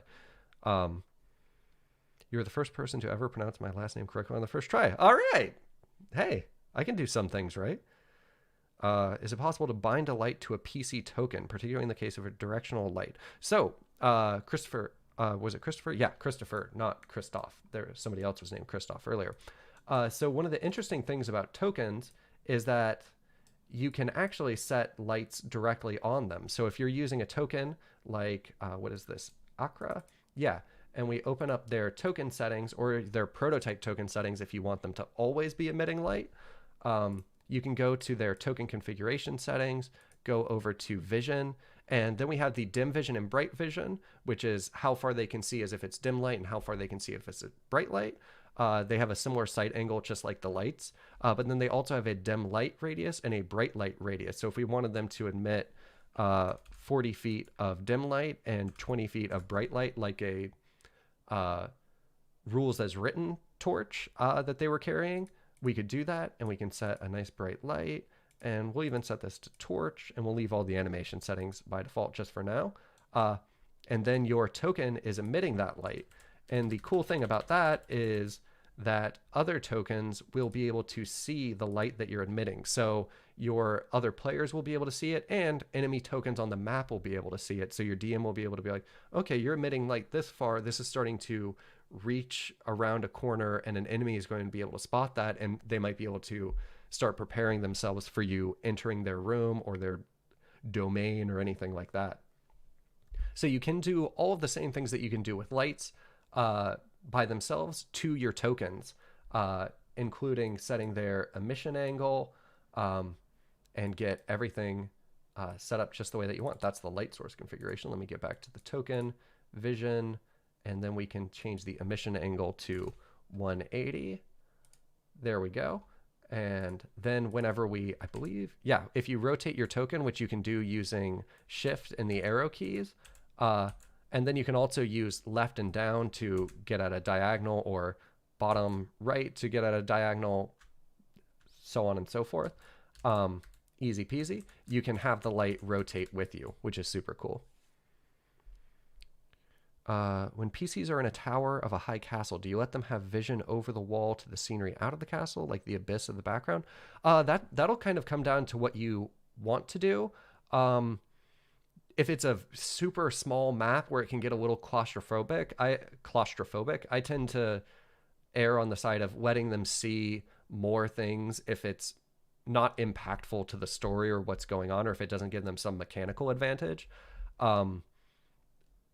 But if you want it to feel claustrophobic, or if it's imperative that they don't see things outside of it, if there might be enemies moving around out there, I would definitely go with normal walls and maybe only let them see out of areas that are clearly defined as windows where they could get a little bit of a look outside.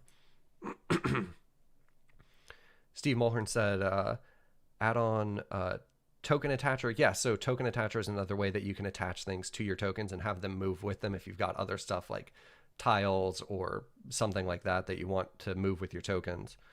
You can also use a module called Torch. Okay, yeah, so I haven't tried the Torch module, so I'm not familiar with that one. Just want to say I got Foundry VTD a week ago, and your tutorials have been a huge help. Thank you for thank you for coming to the community. Every additional person that comes to Foundry is a win for all of us, because it means that the community is getting bigger, which means more publishers are going to be interested, and Atropos is going to have enough money to keep making it awesome for all of us, which I'm super excited about.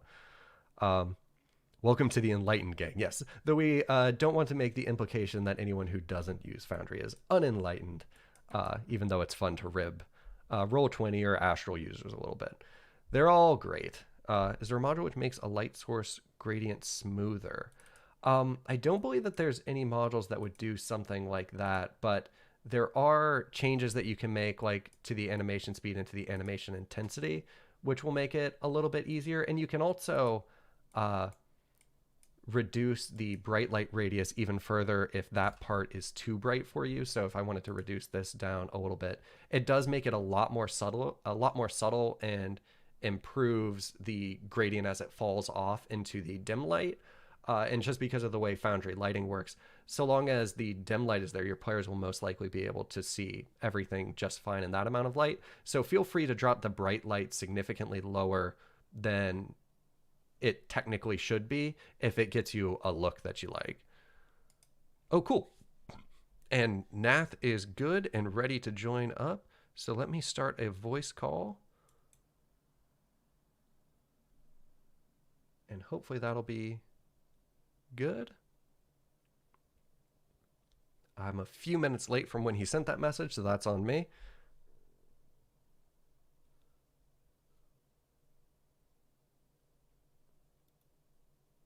Okay, I believe he's in here, but I cannot hear, which is probably something that I've said. I haven't actually said anything yet. Oh, there you are. I had seen a little bit of a green coming up, but didn't hear anything. I thought it was on my end because I've changed a bunch of sound settings. Alright, I should be coming through. Yeah, let me see if I can add a new source that will video capture. Or no, not video capture. I want screen capture. Or display capture, technically. There we go. Add a new source. Discord. Add. And capture cursor done. Let me shrink this down to just, or how do I crop this? Transform. And I'm probably going to have to raise your volume up a little bit too. There we go. Okay. And group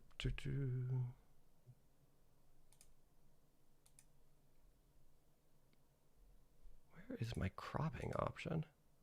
It's not in transform, which is where I'd expect it to be.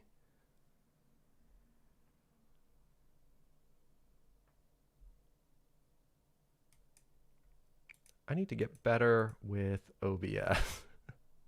Don't we all? I wasn't expecting to do a group stream, but I'm much happier to do that than to be here by myself. At a certain point, hearing your own voice that much, I think, is not good for you. I used to be a public speaker, so I'm kind of programmed for it. Yeah, I'm going to need you to start coming on and doing these streams. I'll just let you run everything, and I'll just be here in the corner taking credit for it. It'll be great. I'm going to turn my volume up so I can hear you better. Okay. So let's shrink that down and put it here. Almost good. Okay. In. There we go. This is press Alt as you adjust the camera, then drag the edges you want to crop. Is that really all that it is? Nope, that doesn't seem to do it. Let's see. I'm actually going to hide that for now. This just says to use a green screen. That's not helpful. Alt as you adjust the camera. As long as we don't hear my precious too often. Yeah. Okay.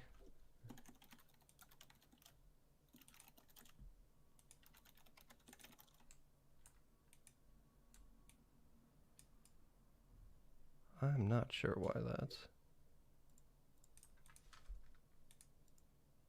Let's get rid of this. And try fresh.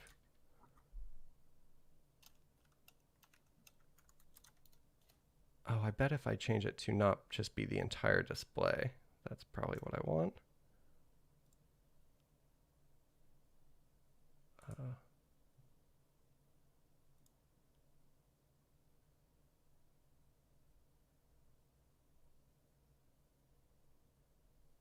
Window capture, and then we'll capture Discord, Anathema, capture method. Nope, that's not the right thing. But here, I bet if I then, nope, not the right way. How do I get out of this? What have I done? Here, if I then move, oh man. There. Just have you over me perfectly. And then I'll move me over here. There. That works. I will refrain from making the obligatory jokes. This is not the way that you're supposed to do this, but I think this works regardless. And that's fine. I'll figure out the proper way to do it later. There. Now everybody can see Nat's handsome face. This is the proprietor of Farrago Ranch, the unofficial sponsor of this stream, that I highly encourage all of you to check out. He is also, what's your proper title with Foundry? I am the project coordinator. The project coordinator for Foundry. So everything he says is law, and he knows, or he has forgotten more about Foundry than most other people will ever know. So respect him. Okay. Oh God! Don't tell people to respect me. We'll have some real trouble. Somebody's got to, because you deserve it. Okay, now let's see. Has there? And so, if anybody has any questions for Nath, feel free to send them in the chat as well, and we'll both keep an eye on it and see if there's anything that we can answer. And I think there's been a bunch of comments since I tried to figure out how to get you visible. Let's see if there was anything good. I just want to say, got Foundry a week ago. That's awesome. Overwhelmed by Foundry. I need a Foundry tutor. I find the videos even hard to follow along, not very intuitive. I'm sorry that they're not very intuitive. That's on me, not on Foundry. But there is a whole lot to learn, so don't feel like you're doing anything wrong. And you can check out the documentation on Foundry and on the Encounter Library website, which will be a little bit slower and be written out. So if you need to refer back to anything, that should be a much easier way of following along. And then hopefully if you can go back and watch some of the beginnings of this, it'll show you everything that we've done piece by piece. A 10-minute video takes me a long time to slog through. I realize this is a bit general. Yeah, so Ken, if you have any specific questions or anything like that, we'd be happy to hit them and hopefully be able to find a solution to it. Are you on the Discord? Yeah, and as Magic 8-Ball said, definitely get on the Discord. It's super easy to ask questions there, and almost everybody is really friendly. I would say the overwhelming majority are super friendly, except for Nath, who is cruel. Oh, he doesn't have his headphones in, so he can't hear that. That's great. Just want to thank you. Sorry, I was just getting myself on kind of a monitor here instead of having to blast through my microphone. No, that's no problem. I was just telling everybody that pretty much everybody on the Discord is nice except for you. Yes, I'm the mean old man who sits there and then regularly tells the moderators they need to beat more people. Yup. The moderators are trying to be kind, and Nath is just saying, no, these people have to be whipped into shape. Proper slave driver me. Yeah. Somebody was... No, well, with regard to the community overall, we try and keep a very positive attitude. We try and keep people friendly, because it's just anyone who's been in a large Discord will know it's hard to keep an internet community friendly, polite, and kind to one another, and that's something we feel is imperative for Foundry. It's something that's been in there kind of since the beginning. Atropos is a super chill guy, so we don't really want that overall attitude of negativity that tends to surround many online communities. Yeah, I haven't even been in any particularly large Discord communities, and the toxicity normally starts at much smaller numbers than the Foundry Discord has, which are much larger than the attitude and kind of the friendliness and ease of talking to other people would imply. Oh, so people are bragging about your alpacas. Thank you very much for complimenting the alpacas. I'm fairly hands-off when it comes to them. My husband and my in-laws tend to do most of the work with them, but they're great animals. I enjoy their presence.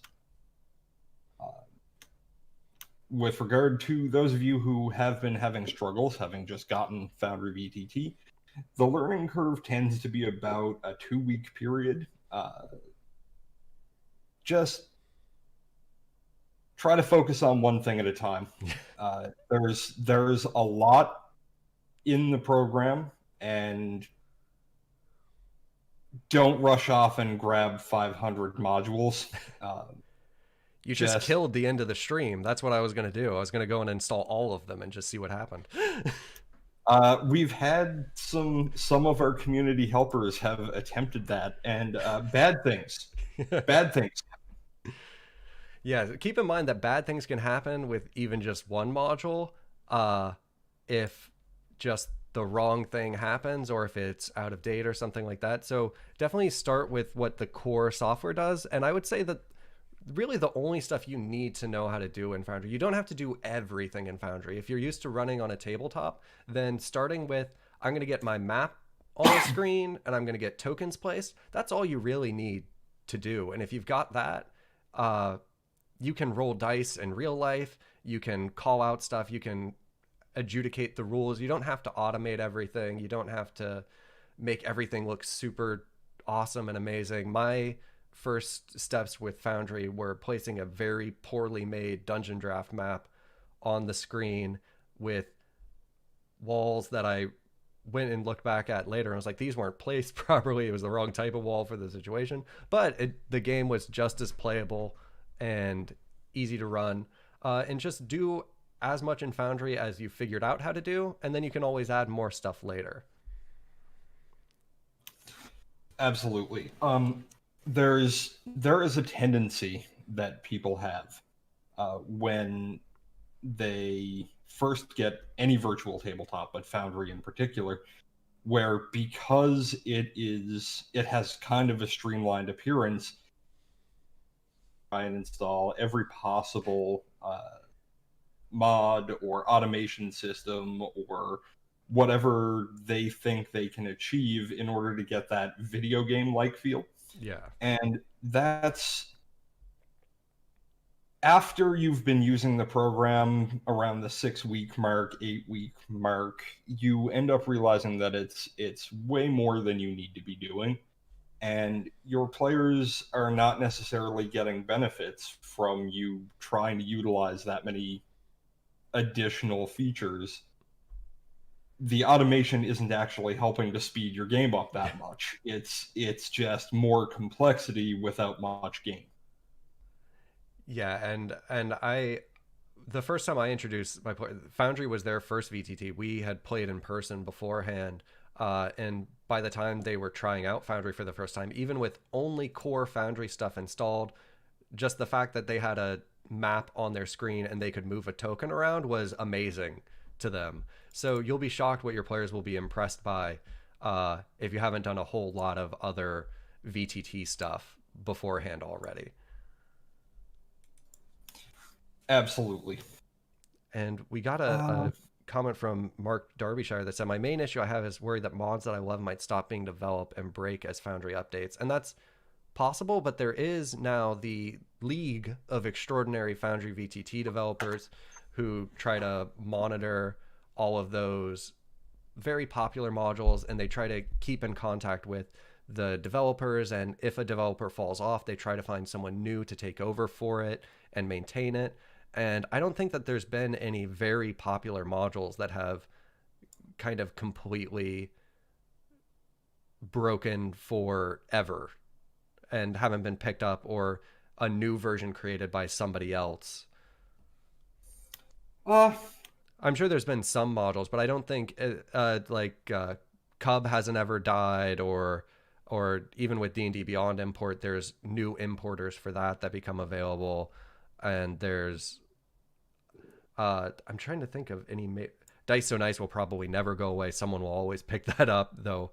Uh, um, I'm trying to think. Are there any big modules that have just disappeared like that? I'll Maybe say, Turn Marker. yeah. So there's a thing that kind of occurs with large module development communities. People who play games like Skyrim or any of the other Elder Scrolls games, World of Warcraft has a huge modding community. Um, it's a reasonable fear to have that a module you love will stop being developed. Um, But generally speaking, the initiative from the League of Extraordinary Devs, I Yeah. really have to bully Cody some more about the length of that name. Um,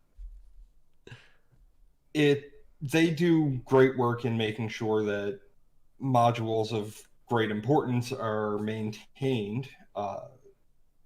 With that being said, when you're adding 50 or more modules to your game, you have to think about how much value those are actually adding, and if it's actually of benefit to try and keep them. Um, One of the questions from chat right now uh, I'm guessing you're talking was, about why not have the creator of Foundry integrate everything? no, I was going Oh. to pass that over completely because, well, no, actually, I'll circle back to that one because I got a point I want to make on it. Yeah. Um, so one of the questions asked in chat right now was how much will point 8 affect all the modules? Uh, we're working very closely with module developers and system developers in order to make sure that uh, ones which see the most usage and ones which will be most impacted by the API changes in '08 are actually going to be maintained, and to ensure that any issues they'd have in updating their code are worked out. We don't want to put out an update and break every system in existence. So we are taking our time and making sure that devs have access to the alpha, that they're working to update or are getting the assistance they need to update. And then to the question of why not have the creator of Foundry just add these mods into the game, that has happened occasionally. The probably most popular example of that is over here in the core settings, where we have, where is it? Left click to release objects. This was originally a module called deselection, that made it so when you have a token selected, if you click anywhere else, it will release it, or in the previous parlance, deselect it. But with the default functionality, you have to click and drag to uh, release tokens and things like that. With this enabled, if we hit save changes and we have something selected and I click anywhere else, it will release it automatically. That's an example of a module coming into Foundry. That's a super basic one, and there have been bigger ones. I think AV was originally a module, wasn't it? Yes, as over time, Foundry has developed features, and periodically, some of those features have been developed by module devs first. We attempt to ensure that we're never going out and taking someone's code or Yeah. anything like that. And we don't want to irritate our module dev community by being that company that goes, oh, hey, you had a great idea, let me take it. Um, so generally speaking, if we see a module that's getting a lot of usage and it's doing a good job doing what it's doing, there's not a whole lot of reason for it to become core unless there are some notable feature gains in performance or in how it's doing what it's doing. So, what we try to do with stuff like that is we work with the creator. We contact them, say, "Hey, we noticed you've got this excellent module. Let's work together and try and make it into part of the core software. We'll leave room for you to continue to expand what you're doing and make the API work better for your use case." One of the biggest examples I can think of for that is actually the lighting changes Yeah. in 07X. Many of them were originally conceptualized by uh, a great mod dev, Blitz, who at the time was working on a module called Dancing Lights. Some of you are probably familiar with. And a lot of what he was doing was great, but relied on kind of workarounds rather than being able to do something that was implemented itself in core. So communicating with Blitz. The API for lighting got expanded, and now he's got more access and more ability to provide additional shaders for lighting that previously he would have had to implement himself. Um, so it became part of the core feature. It's where the animated lights that you're seeing pretty much came from. Mm-hmm. Uh, and we made sure to give him a shout out in the update notes. We also ensured that we rolled everything together.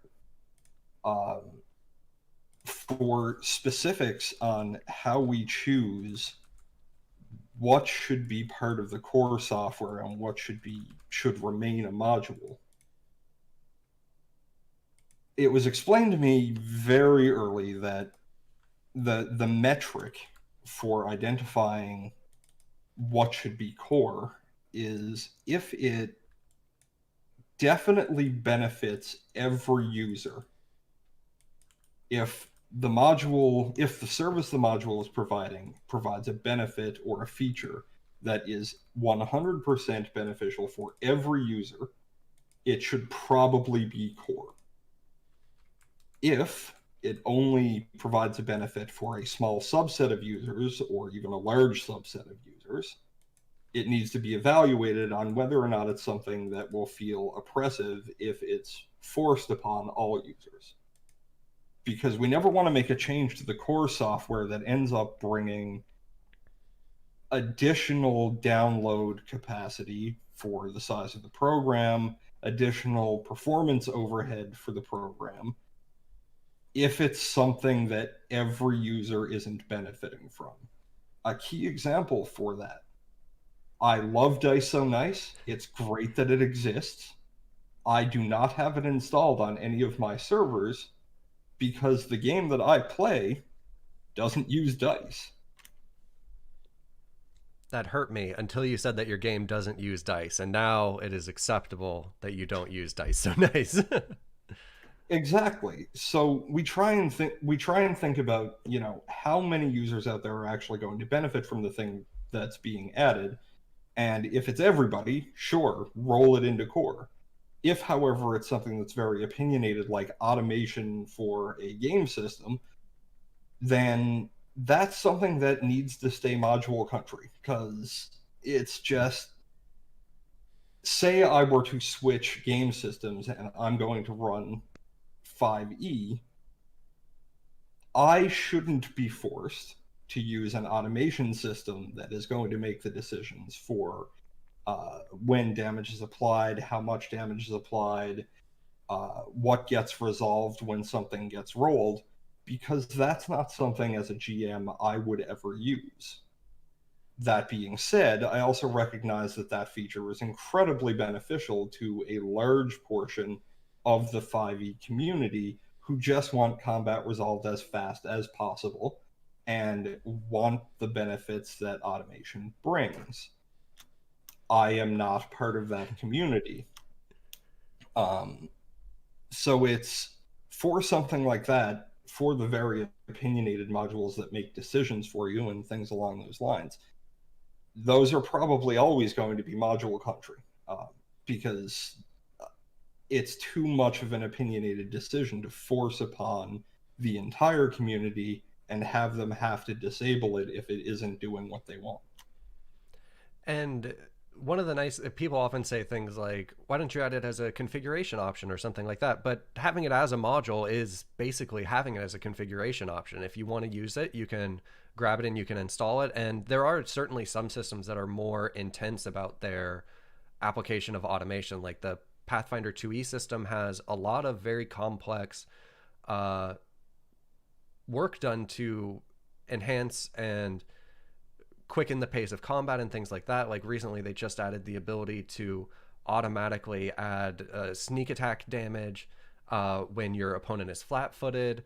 And on top of that, they already have options for if you're casting an attack or if you roll an attack and your targeted monster has a lower AC, it will tell you the success or failure of your attacks. provide you damage options, and they also go through a lot of effort to integrate with some other modules that make it even faster to do things like token action HUD for getting quick access to action strikes and things like that. So there's a lot of options that you have if you are interested in automation. There's MIDI quality of life, or QOL. There's combat utility belt. There's all the things that you can do with active effects and dynamic active effects. So there's a lot of automation potential, but a lot of folks, I couldn't use any of the automation software because most of my players like to roll physical dice. And so until those pixel dice come out where I could have their rolls automatically sent to Foundry or something, which I don't think I'd be able to do for each player, there's no way that I could even automate that. And I think there's probably a lot of people that want to play that way. And with how complex Foundry is to use to begin with, it's hard to add in a thing that might complicate it even further with automation, especially with how much variation there is in house ruling for different things. So it's hard to find a balance of that, I imagine. But I think with the module approach, you have as much option for automation as you want. And then I do believe Yes. somebody said something about stats for most downloaded mods. And I think this is one of the things I like about Foundry is that y'all don't track this. We Atropos has spoken a few times to how we respect our users' privacy, and it's very important to us that the self-hosted software that you guys are using, it's not doing a dial home on every download of a module. We're not tracking statistics on most used systems and things like that. We get enough of an idea about that from the level of chatter a system gets on Discord and things like that. We don't need to be monitoring and monetizing every interaction you're having with our software. Um, we don't have an interest in it. Our privacy policy doesn't allow for it. And it's, yes, I can grant it would be beneficial for a user perspective to be able to see, you know, how many upvotes is this module getting and things like that. But fortunately, there's a very great website that actually launched not terribly long ago. I think they're 2 months in now. Mm-hmm. Um, Called Foundry Hub, which if you guys aren't presently using, you should absolutely check out. Which does have some statistics provided by Forge. For the record, that's only representative of Forge downloads and things like that. Uh, but it does provide some of that statistical information if you're keen to go and poke at it. It's kind of Foundry Hub is kind of the Nexus mods of Foundry, uh, minus the ability to install modules directly from their page. Um, One of you guys just asked a few moments ago about how to prepare your game for migration Mm-hmm. to '08. I would say we are probably 3 or more months out from '08 being stable for public release. However, before you update anything in Foundry or in really any other program, here's my checklist of best things to do. Number one, uh, Matt has a excellent tutorial, 2 minutes long, I think, One of my on shortest videos ever. on how to back up your Foundry VTT, and you should. Um, I do it before every game session. I do it before I update modules. Uh, it takes minutes to run a full backup of your Foundry data, and will save you hours of heartache if you lose something. Uh, because restoring from the backup is as simple as unpacking a zip or putting a folder back in place. And that's really all you have to worry about. Um, But if you update without bothering to have a backup, there's very little we can do to help you get your worlds and your content back in order if something goes terribly, terribly wrong. Yeah, So it's that's step one, is back up everything. Step two is uh, just download the new version, uninstall your current, if you're using Windows 10 or Mac, uninstall your current version of Foundry BTT for 08X, install the new version for 08X, open, agree to the license agreement because there's been an update, and then that's it.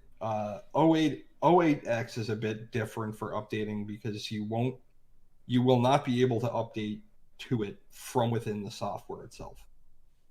Some of the major backend changes actually affect uh, the core server software, which means a full reinstall is going to be necessary. and that won't make you lose any of your data or anything, or at least it shouldn't. You should always do a backup just in case of anything. But the install process uh, should only impact your actual application files and things like that and leave your user data intact. But like we said, always backup. It will never hurt, but it can always help you. Absolutely. Generally speaking, unless you've done something catastrophically wrong and stored a lot of stuff in your core data folder, like the actual installation folder of Foundry, nothing should disappear when you update Foundry. Yeah, and so Uh, if you're using Foundry and you're right clicking on it and going to browse user data, this area where you have your config and your data and your logs, this is kind of your user information where you've got your systems and your worlds and your modules. This should all be good. So don't, I would just recommend, generally speaking, not store anything in your core Foundry user data or core Foundry data. I'm going to take exactly 1 second and see if I can return with a light pointed at my face because I realize I look extremely dark right now. No problem. Uh, and so I'm actually going to mute that while he's moving things around. Um, and we've got.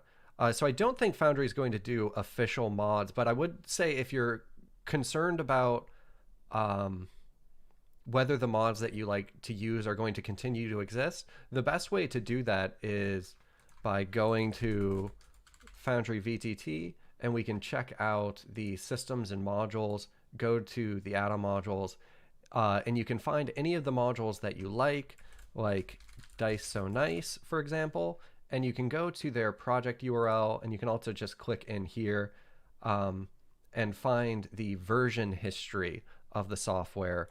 And you can generally determine the how modern it is and if it will continue to be updated based on its history of updates. And Dice So Nice has obviously been updated a whole lot, and you can always go to GitLab or GitHub or wherever they're hosting their code and look through the releases that they've done, what developers are working on it, because there's a number of devs who have been in the community for a really long time and operate a number of modules and have kept them updated for a while. And so you can kind of go based on what previous experience of the module has been, and you can't always guarantee that it's always going to continue that way. But if it's been updated for a while, and especially some of the simpler modules, like deselection would have been, there's not an awful lot for them to break with changes to Foundry. They always can, but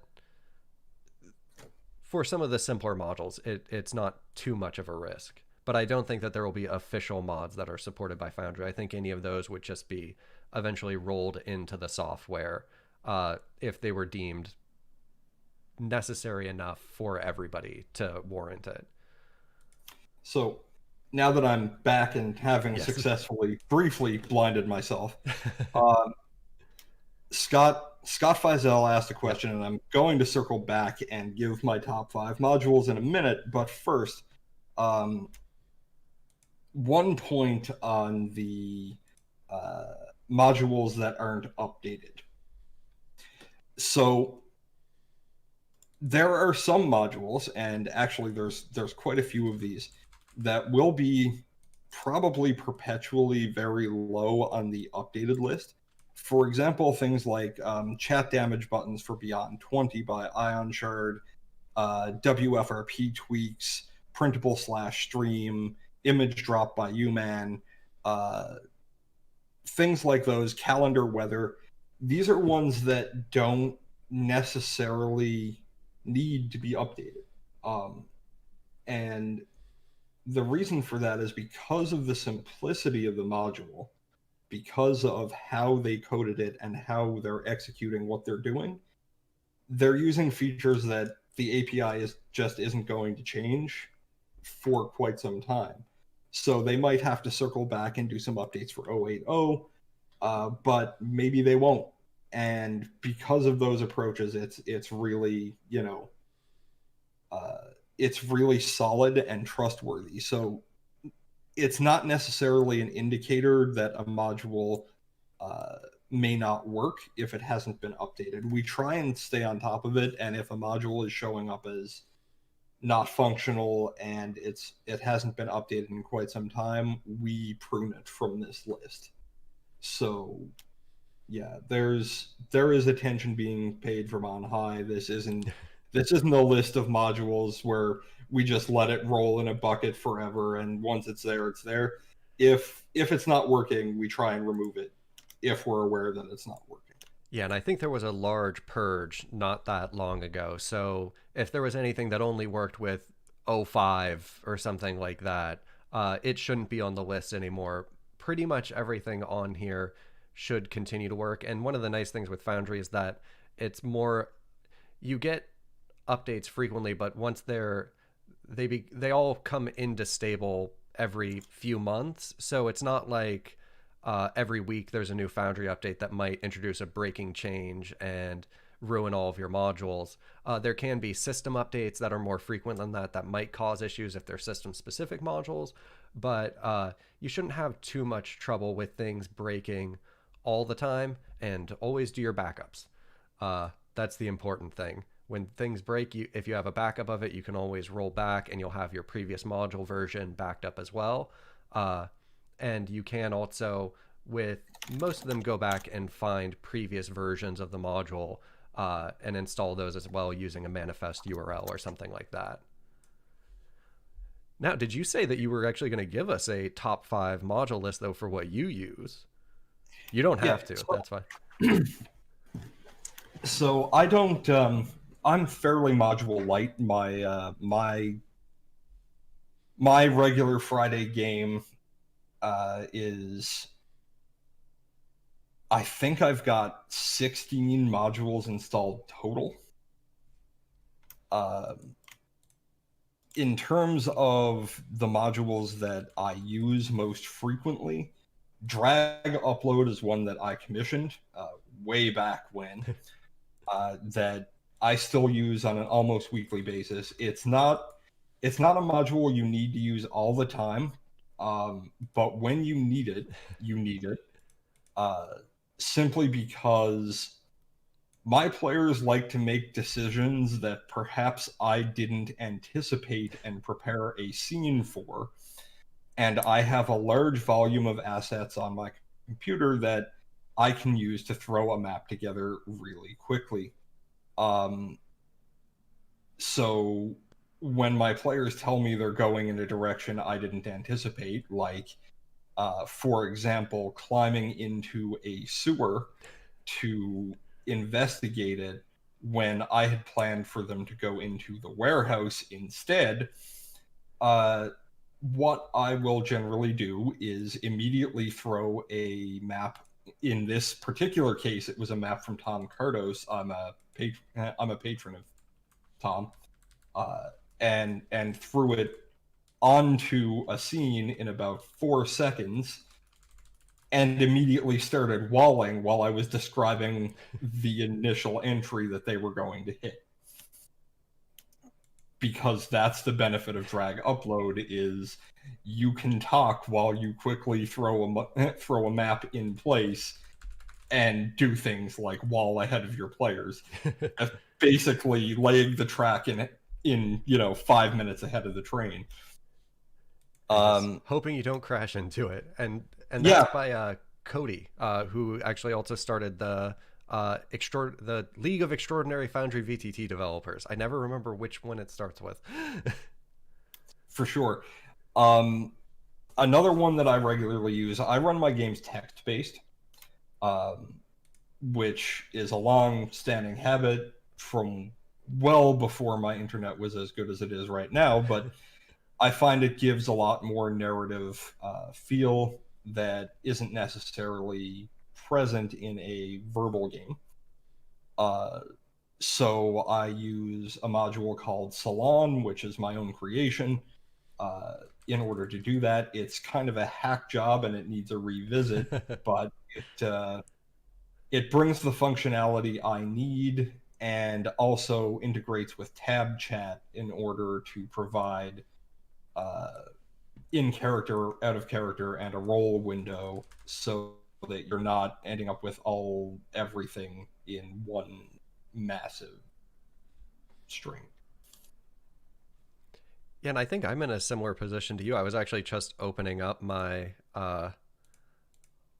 actual world that I run my game from, and I have 14 modules installed, but I only have 9 active. Uh, I use Dice So Nice, Dice Tray, Jitsi, uh, the Universal Battle Map Importer, Iconizer, Tokenizer, and that's pretty much it. I would also at different times use Turn Marker, which I think is great, but I'm not sure is fully functional, or I think it actually is still fully working. But I think there are some occasions where it doesn't work perfectly. I think it's still in here. I can get it added. Oh no, it looks like there's a new maintainer for it. So maybe it does all work, and I can go back to installing it. Um, So there's two things that basically do what turn marker does. mhm. Turn marker itself, for a while, was unmaintained and occasionally throws errors. It's not one I'd necessarily recommend anymore, although it does have a new maintainer and I think they're still working on it. However, there's an alternative called Next Up by one of the community helpers, Kendashi, um, that has the functionality and also some added functionality in that it will also open the character sheet for the Ooh. NPCs that you're jumping to and save you having to double click when you're doing that. So you may want to check that out. I did. I just installed it. I'm going to mess around with it later because that sounds awesome. Because I do also typically have to then find their token, double click on them, and get their character sheet open. And anything I can do to get rid of clicks is always a good thing. And I saw somebody asked a question about moving the location of browse user data. And you can actually change that in the configuration area. All you have to do is go to your user data path. You can change what it is, hit save changes. And I haven't actually done it myself, but if I do that, do you know off the top of your head if that then moves the existing folders to that location? No, it does not, Okay. but we have a handy bot command on the Foundry Discord that I can use that will throw you specific instructions for your operating system for how to migrate that data in a safe way Mm-hmm. so that you don't end up panicking when you set your user data folder and find that when you restart Foundry, all of your worlds are gone. Yes. Nath has Uh, a plethora of useful bot commands for most so, situations. for let's see, who was it who asked that? That was Steve Mulhern or Mullern. Right. Steve, do me a favor and just at anathema3668 on the Foundry Discord, and I'll hit you with the command, assuming you're using Windows 10. And if not, I can give you the Mac one or the Linux one as appropriate. Okay, and I think that gets us caught up on most of the questions. One other module that I'll give a quick shout Mhm. out to is Blitz, the former author of Dancing Lights, has a module called Soundboard, Yes. which, if you are not using it and you use sound for your games, my question would be, why not? It provides me with the unique ability to be able to send sounds to a specific player, and effectively, I've been using that to torture my players in my Friday night game because all of their characters are afflicted by a condition which causes them to receive these very negative, very dark whispers, and which these voices tell them to do things. So rather than give them out of character say X, I will just, in the middle of them typing something, hit them with uh, a sound that I've created in SoundForge, where I've stripped out all of the background noise, distorted the voice, and made it sound like this really creepy demonic whisper. So I've got about 2 dozen of those right now, and I throw them at my users unrepentantly and at random. Soundboard by Blitz. I wouldn't be able to run my game right now without it, I don't think. And the one thing I For the noticed, Discord link, yeah, I did just send that in chat, I believe. I think it went through. It doesn't show up. My own messages don't show up for me in OBS, but it should be there for them. I think. If it didn't, that's not great. I think I beat them to it. Okay, got it. The one thing I noticed consistently between your description of your game and Atropos's description of his game is torture, and I think it is fitting that you are in his game and suffering in the same way that you make your player suffer. Well, probably in a different way, but Yeah, I mean, I'm running admittedly a modern horror game where he's running a Frost Maiden game. Mhm. And I will grant that there has indeed been some torturous GM behavior, but Atropos is a fantastic GM, Yeah. and I wouldn't still be playing in his game if he wasn't, because I have a particular loathing for D20 based systems. I find them oppressive and they don't go well for me. Yes, and so I definitely want to make it clear I don't mean torture in any negative way, just in that fun way that DMs get to bother Absolutely. their players to give them the proper motivation to save the world, so to speak. And for the best resource for getting started as a Foundry module developer, there is some documentation on the Foundry website, and there's also some YouTube videos that I believe Spaceman Dev did, if I'm Yep. recalling, that you can find on YouTube that go over setting up your development environment, that going through some of the APIs. There's some system development documentation and videos that would be just as useful because they'll start teaching you the APIs, how to navigate around the code, and things like that. So those would probably be my top recommendations for module development. And then also, obviously, in the Discord, there's a module discussion, module troubleshooting, API questions. There's a ton of very, very, very brilliant developers in the Discord that you can reap the benefits of questioning and are more than happy to give you answers. So long as you're being polite and nice. So, everyone going to the Discord, please help keep the energy positive in there and be appreciative and thankful because people are doing it for free. Um, and so if you don't get a question or your question answered right away, feel free to come back a little bit later and somebody might be able to help you then because everybody's also in different time zones. And so finding somebody who can answer your question may just be a matter of waiting a little bit. Right. So according to logic, the links aren't showing up in chat, but I'll just say it's discord.gg/foundryvtt, or you can just jump onto our website at foundryvtt.com and click the Discord link and it'll let you join. With that being said, I want to briefly touch on something that Matt just said about the kindness of the module and system developer community for Foundry. Yes. When I first came to the Foundry VTT server a little bit over a year ago, it was late February, I jumped in and said, hey, look, I'm some random jerk from the internet, and I'm interested in this virtual tabletop thing you guys are doing. I'm wondering about running my own custom system in it. How difficult is it to make a custom system? And basically got told super easy if you're patient.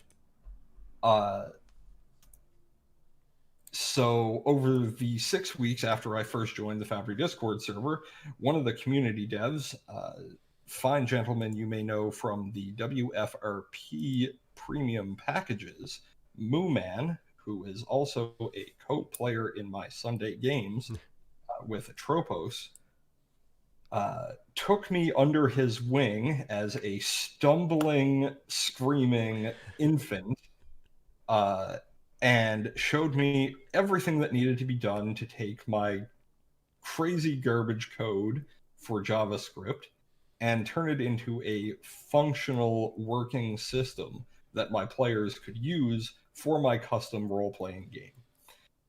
Immediately,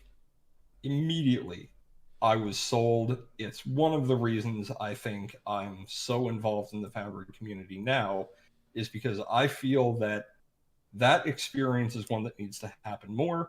It does still happen. Regularly, there are people slogging out questions in module development and system development, and I still take time to step back now and, with my limited JS knowledge, educate people in those channels. So if you're curious about developing a module, if you want to try and learn some JavaScript to work with Foundry, Foundry VTT is a great stepping stone to learning a coding language. Yeah, and the fact that it is JavaScript means that there is a, what's the most over encompassing term? There's so much to learn with JavaScript. Like there's so many places that you can go to learn things. There's Codecademy to just get immediately into an IDE and start messing around with things and being able to enter code. YouTube is filled with tutorials on how to learn it.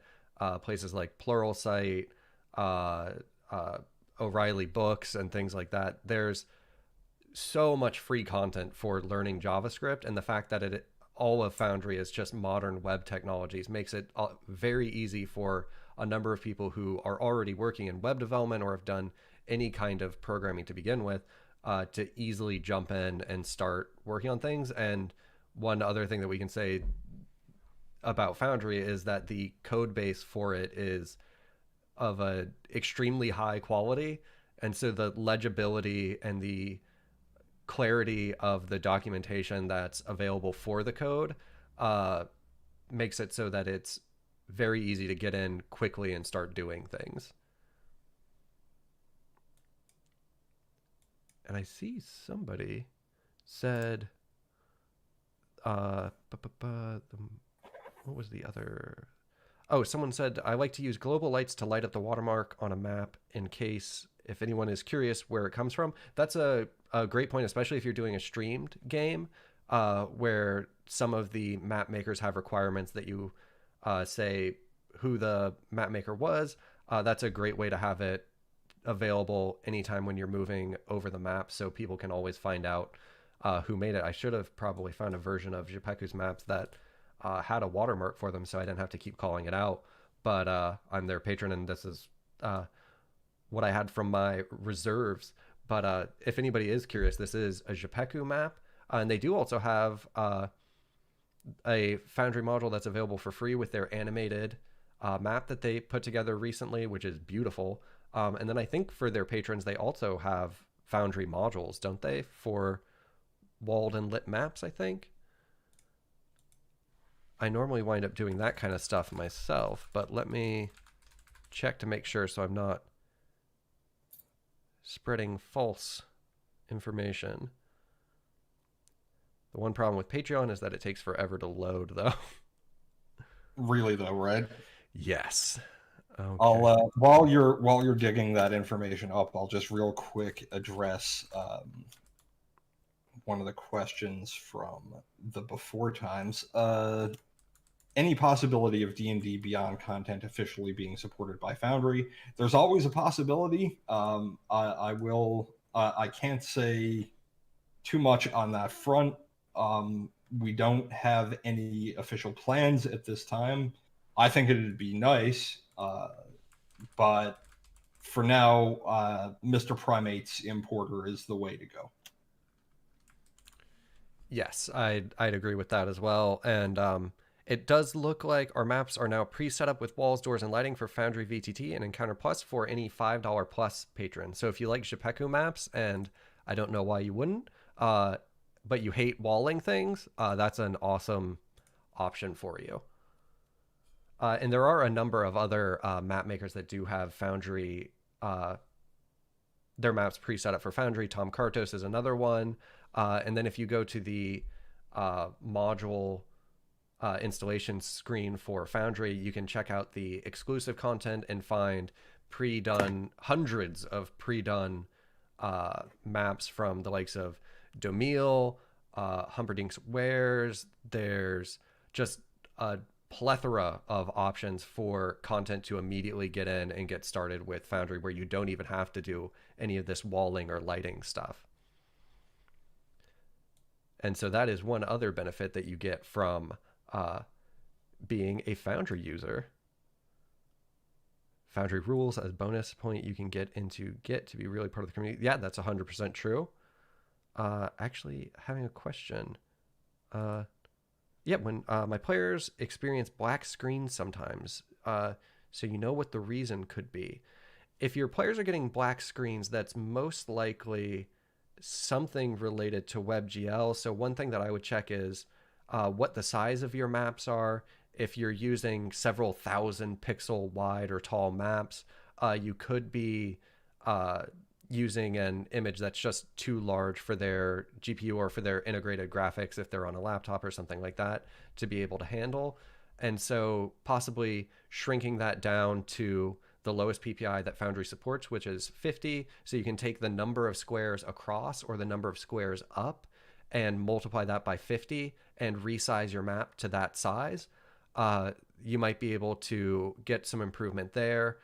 You can also reduce the number of lights and walls that you're using, especially if you're using animations or something like that. And then also make sure that they have their hardware acceleration turned on in Chrome so they're not doing everything by the CPU and getting bound that way. And there's a whole bunch of brilliant community helpers in the Discord that if they're still having issues, you can go there and explain that they're occasionally getting black screens, and they'll be able to help you going through a WebGL report to make sure all that's working well, and to make sure that there's nothing else going on that could be causing you problems.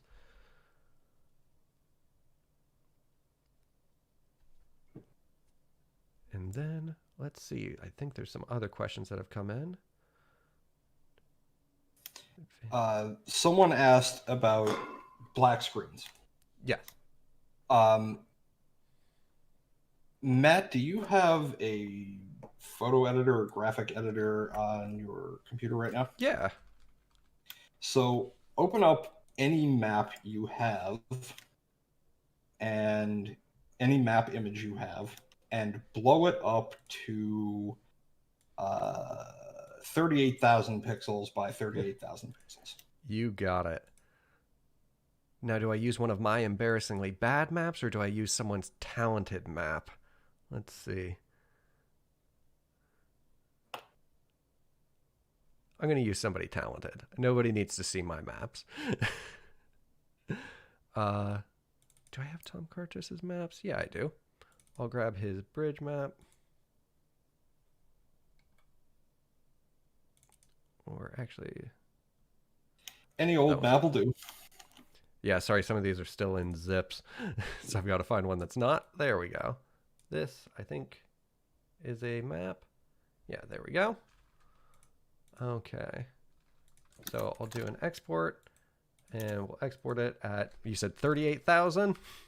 Yeah, aim for over the 32,000 pixel line, but 38,000 will definitely do it. Yeah, there we go. I'll make sure that both are at least 32,000. There we go. I'll export this.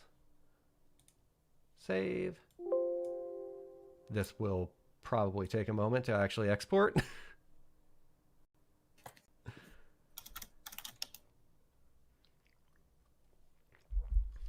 Amusingly, that's the sewer map that I pulled for my players. Oh, that's awesome.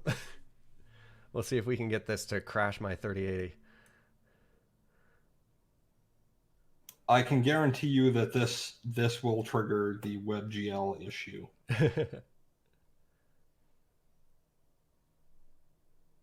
And this map, if anybody is curious, is from Tom Kartos, who also has Foundry prepared maps and modules and things like that, and I believe releases at least one new one every month. It might be more frequently than that. Spoiler alert, it's not going to work. So while you're getting this set up and while you try and import this into Foundry, I'm going to real quick knock out a couple of tech support questions here. You got it. Number one, often into a few hours of session, things get sticky, roles showing up, stop showing up in the chat, video gets laggy, things like that. That happens on my instance as well. It is 100% a module causing that. I haven't nailed down which one yet. If you turn off your modules, it'll stop happening. Alternatively, you can just do what I've been doing, which is the lazy GM method, which is just do a quick F5 and all of a sudden it'll be more streamlined for you. Oh, well, it might have actually even failed to generate the thumbnail. Oh, I guarantee. Yep, thumbnail generation for scene failed. Cannot read property width of null. So now try to open the map. Just to activate the scene. I did, and it's I'm just getting a gray. Perfect. So for oh wow, didn't even get the width. The whole thing died before it even got there. So for the user who asked, we get black. I and my users get black screens a lot. This is why. If you have assets on your map that push the limits of the WebGL max texture size, your users will experience errors with WebGL, and gray screens and black screens will abound. So the way to address this and prevent it from happening is if you drop into the Foundry Discord in the troubleshooting room. I guarantee you this has been mentioned in the last hour. It comes up almost on a 10-minute cycle. Hardware acceleration needs to be enabled for all players and users. Recent changes to some web browsers disabled the hardware acceleration flag for a lot of users. So you just need to go through the quick steps with your players of how to do that. It takes 30 seconds. You can close their browser after it's done, and when they come back in, it'll work better. The second issue is if your players are on hardware that doesn't support large graphical textures, the maximum for the record for Windows 10, if you're using WebGL through DirectX, is around 16,000. However, many users, 8,000 is the limit. If you switch to using WebGL through OpenGL, you can push it to 32,000, which is why I had Matt use a 38,000 example. in case he had that option enabled, because I know he's got a beast of a video card. Um, so yeah, the best way to deal with this: make sure your hardware acceleration's enabled, make sure things are good, make sure all your players have their hardware acceleration enabled.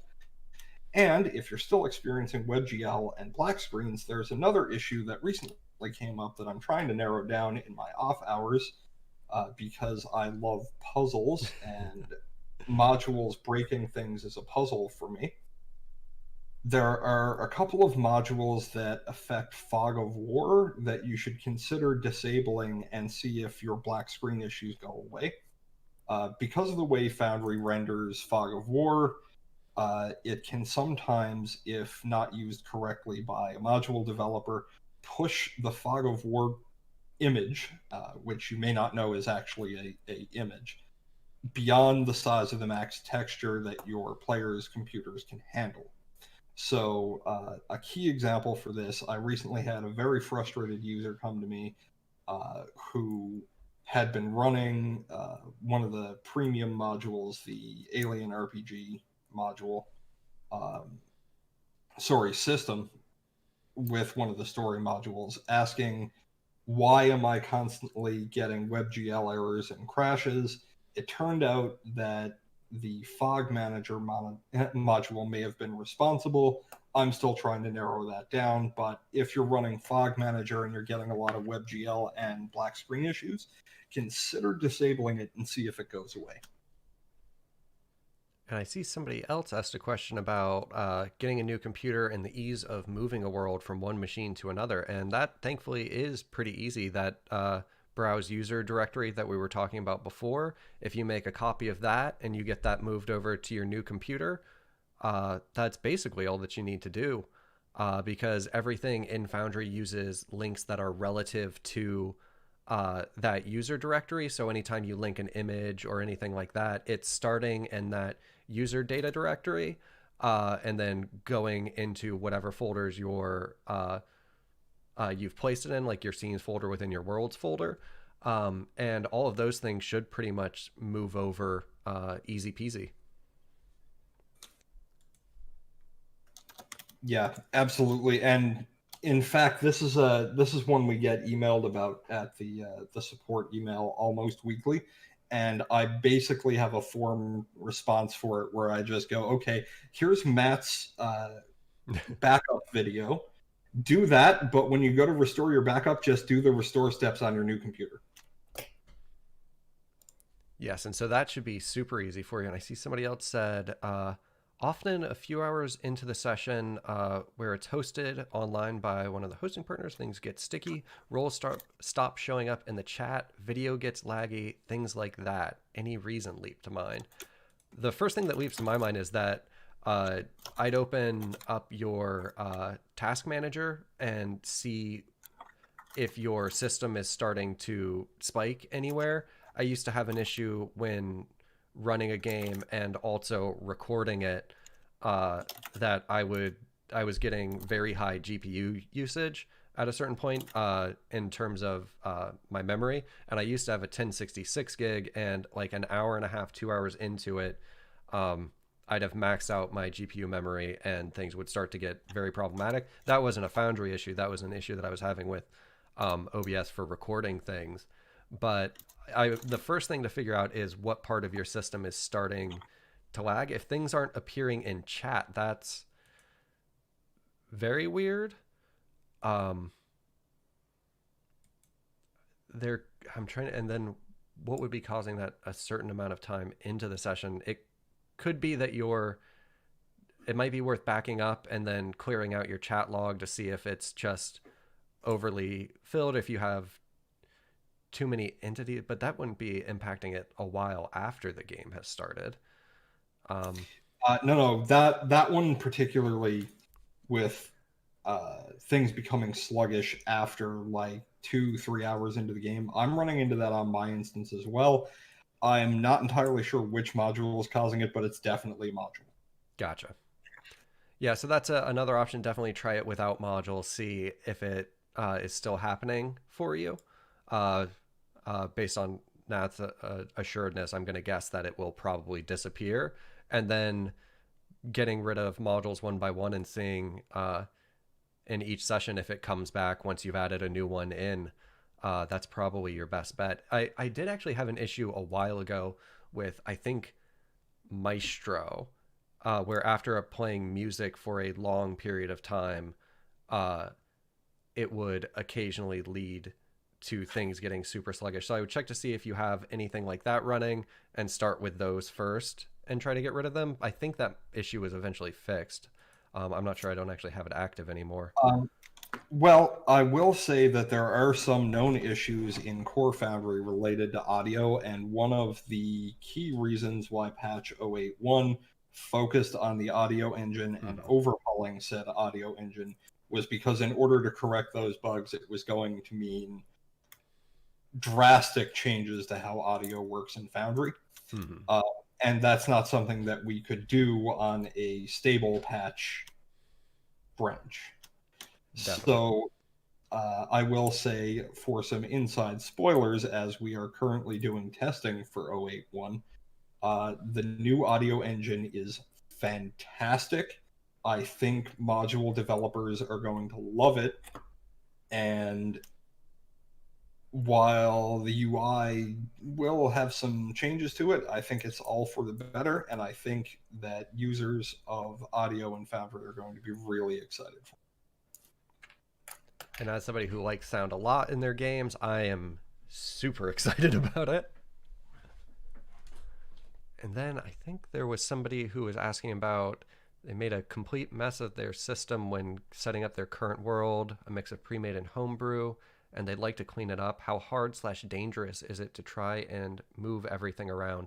The main issue that you'll have is if you have linked images for scenes and tokens that you wind up moving around. If you move them to a new location, uh, Foundry won't know that something was moved, and to what new location it would be. So you'd have to relink those images. Same thing with sound files, token images, and things like that. But most other things uh, shouldn't be a problem so long as they're not actively linked somewhere else in Foundry. And it shouldn't make it unbootable or anything like that. You'll just get mystery man icons or the inability to play a file if it's been moved or deleted. Can I control where the map is panned from the GM session? Okay, so Tim Blindback said, Foundry is great once we get back to in-person play. I'll want to use Foundry as an in-person mapping system with the TV. Can I control where the map is panned from the GM session? So you'll only be able to control it for your view, but one thing that you can do is have an incognito window or just a different browser open that you're casting to a TV or something like that, that your players can see. And then you can control everything by switching over to that incognito window or that other browser and move things around. And you can use some modules like what is it, player hot seat or something that has the option to control or to switch which player's turn it is. VTT hot seat. Let's see. Oh yeah, hot seat observer. That's the full name. It looks like it's been renamed a little bit to hot seat though. You can use that to make it pretty easy for a single computer setup for your players to share, to be able to control their tokens as well.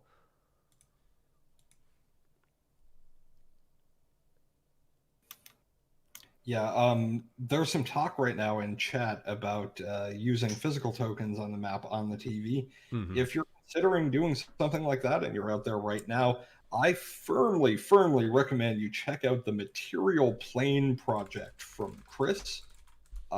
It's mind-boggling. I still don't know how Chris does most of what his modules do, but the material plane module uses some kind of, I think, RF base for tokens and actually detects when you move a token on the screen and adjusts the token position in Foundry itself. So, yeah, go check that one out. Yeah, and I just pulled up the YouTube video that he has demonstrating it. And watching the tokens move around, the fog of war updating and everything is just so awesome. And then also, if you have something like a Stream Deck or you have some other, I think, MIDI controlled device, you can also attach, yes, just like Nath has, you can make it super easy to run macros or to do other stuff in Foundry with a simple click. And so definitely check out Material Plane, even if you don't have an intention to use it, just because it is crazy impressive. And also, if you're a maker, it'd be a fun project to take on, I think. Yeah, I'm super impressed by the work Chris does. He's one of the module devs that regularly astounds me with not only their ingenuity with regard to coding and projects, but particularly that he has made some things happen in Foundry that I don't think even Atropos foresaw as a possibility. I I certainly wouldn't have. I mean, I'm shocked that it exists at all. Him and Blitz, man, Blitz with the recent like pseudo Siri integration thing he's doing, Yeah. wild. And then in terms of other just kind of crazy Foundry projects going on, I think on the Foundry subreddit, there was, I'm not sure if I'm going to be able to find this in the recent stuff, but the module that, oh, yes, Macronomicon, a new way to create modules. This is going to be another very impressive thing, especially for those of you that aren't coders. If you're interested in doing things in Foundry, when this continues to improve and have new functionality in it, the ability to make macros with a drag and drop language, in quotes, um, is going to be crazy because it lets you describe the logic of what you want to do without actually having to dive into the code to find the syntax of how to do everything. So even if you don't necessarily know how to program, if you know how to think logically through what it is that you want to do, like I want to check the health of all of these tokens, and then if something is below this health, I want to do this. I want to echo out some text, or I want to uh, do something to it. That's all stuff that you can use, or that's all stuff that you can do with this code block functionality. And I think that's just going to be really awesome for people. Yeah, I I don't get as much an opportunity to watch the release announcements channel as I once did. So I do have people, a lot of people in the dev community who will periodically drop me a DM that just says, "Have you seen this?" And I always look because generally speaking, the people that are dropping me DMs in that way, they're people who are very solid coders themselves, and when they send me a message about something like that, it's always some crazy mind-boggling idea that someone not only had but also executed and managed to make work. So it's super impressive to see stuff like this. Yeah, when I was just scrolling through Reddit when this popped up, and I was like, "What? This is even like even as a programmer, this is something that I wouldn't mind using for knocking out quick things instead of having to go diving through the code to find the right syntax or the right arguments that are necessary for a certain function or something like that to get something put together quickly, or even something very complex for non-coders to be able to do it is going to be awesome. I'm super excited to see that.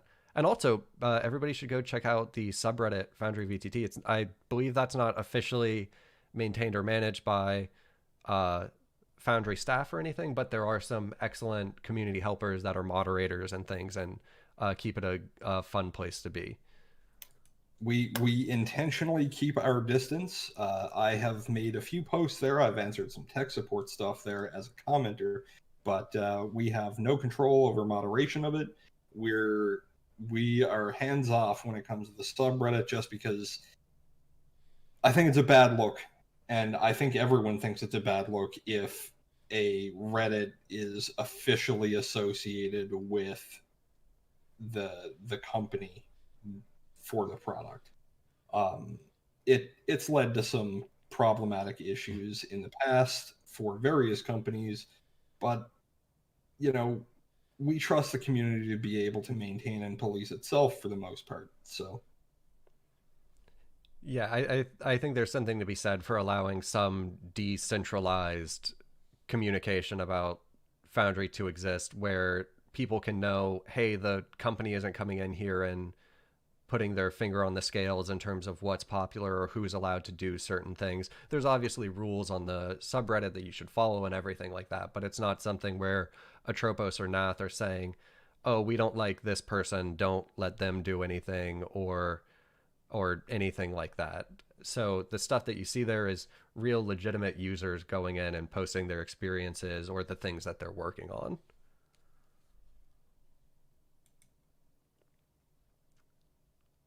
That... I'll tell you what I'm looking forward to with this talk of the scratch in Foundry is I want that artificial intelligence coding system brought in.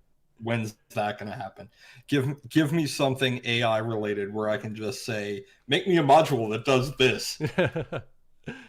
Yeah, what was that one that DF2 or something, I think was its name? The one where you could just describe what a page looked like and it would then build it out for you.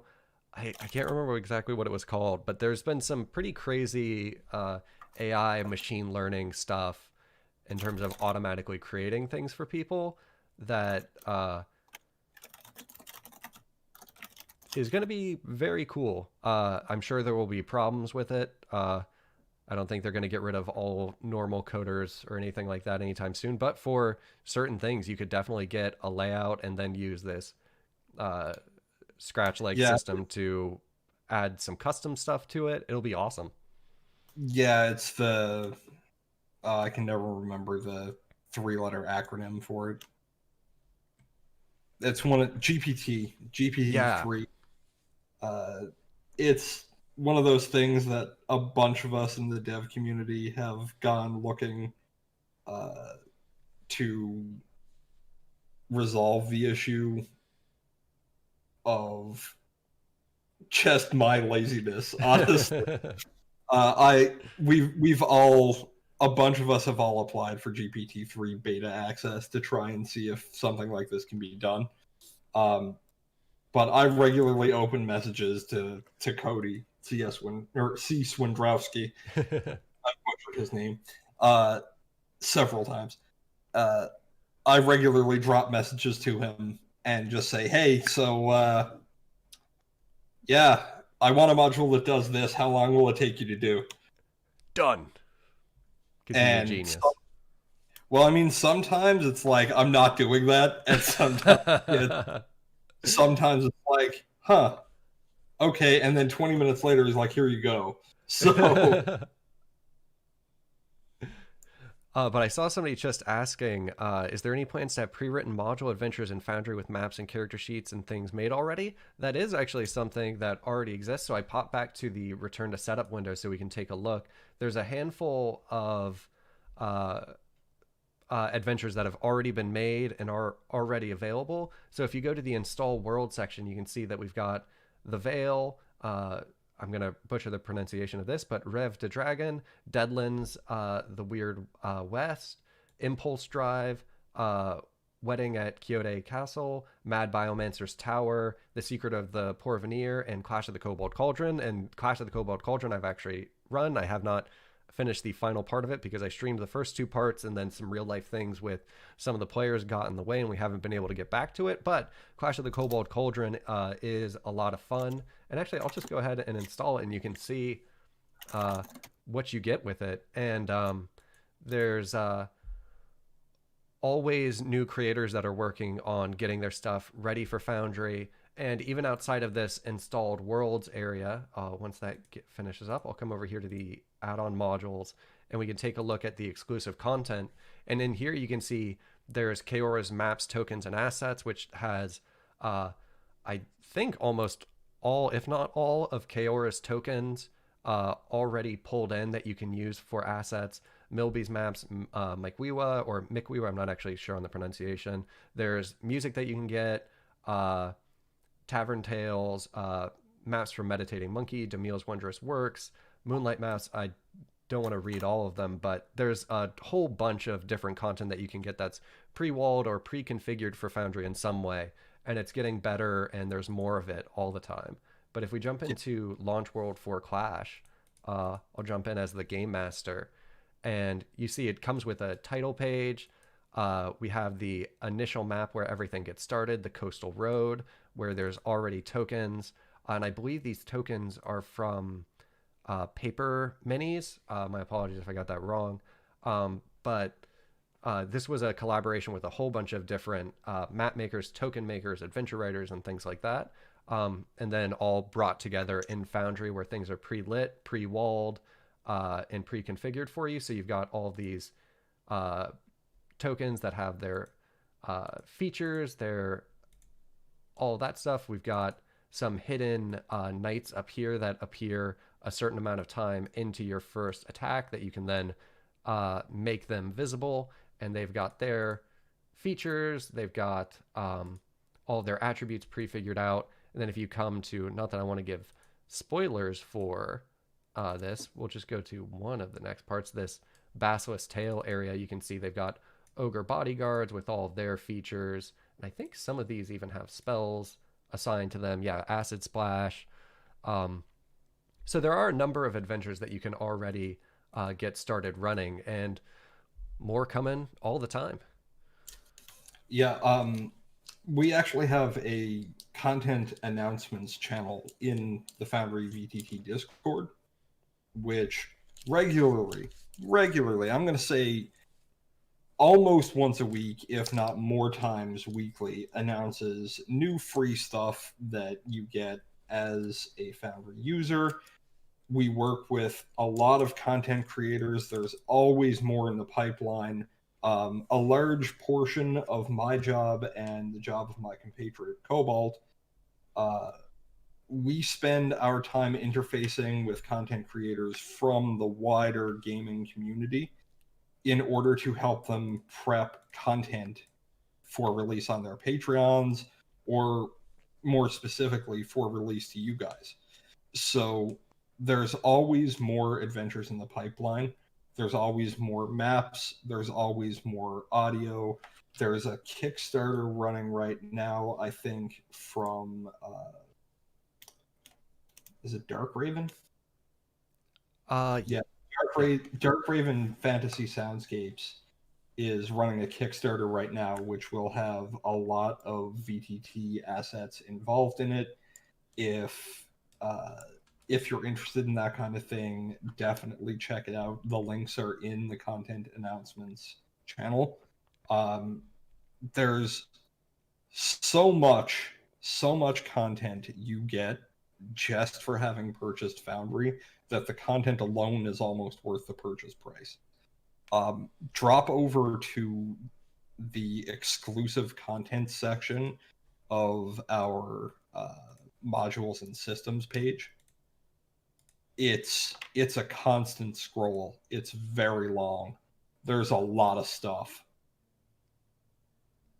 Yeah, and there's one thing that I've seen with a bunch of creators is them posting polls about what VTTs their players are interested in, and at the top of almost all of those polls is Foundry, and a lot of them, like Japeku, Tom Kartos, a bunch of folks are fully embracing making Foundry modules with everything pre-walled and everything for you, so you can get a lot of bang for your buck with just buying Foundry, and then also with just a handful of Patreons. You can have enough content to run games for years just with the stuff that's built into Foundry, just from some of the individual creators. I think Domil's map pack has like 80 maps in it or something like that. Yeah, there's a thing that started happening with the content creators in recently, and we have an internal number I won't share, that when people when a content creator comes to us and asks, I'd like to release this pack for free, uh, how many maps do you guys want? We have an internal number that we give them, that as kind of a minimum, but we'd like more. And we have some content creators in the last couple of months who are just coming to us going, okay, that sounds like a really low number. How about 50? And we go, yeah, we'll do that. um, As much because as you want to give. pretty much, and it we have this attitude towards working with content creators that if they're willing to give stuff away to our users, and it's going to get them a boost in Patreon's subscribers and stuff like that, we will go out of our way to help them get their content prepped in the best possible fashion. We like doing it because it not only highlights Foundry, it also highlights their work, and because we believe that working with content creators, module devs, the portions of the community that do this stuff, that are using the product inside and out on a weekly basis, that's how you build a strong community. So we want to do what we can to help keep it going. And it has all been going pretty well so far. And to kind of what we were talking about during the crash course portion, still there's one of the things that you can see with some of these maps, especially these lava maps, is that if you click into them and check them out, they've got this swirling fog animation with a darkish orangish color that really gives that kind of superheated environment feeling to the map. And that's one of the best things about Foundry, is that you get static image maps, though you can also use MP4s or WebMs. Like Dynamic Dungeons does have WebM versions for a majority of their, or I guess I shouldn't say a majority because I haven't checked recently, but for a number of their maps, they have WebM versions that are at a smaller file size if you don't have an amazing connection.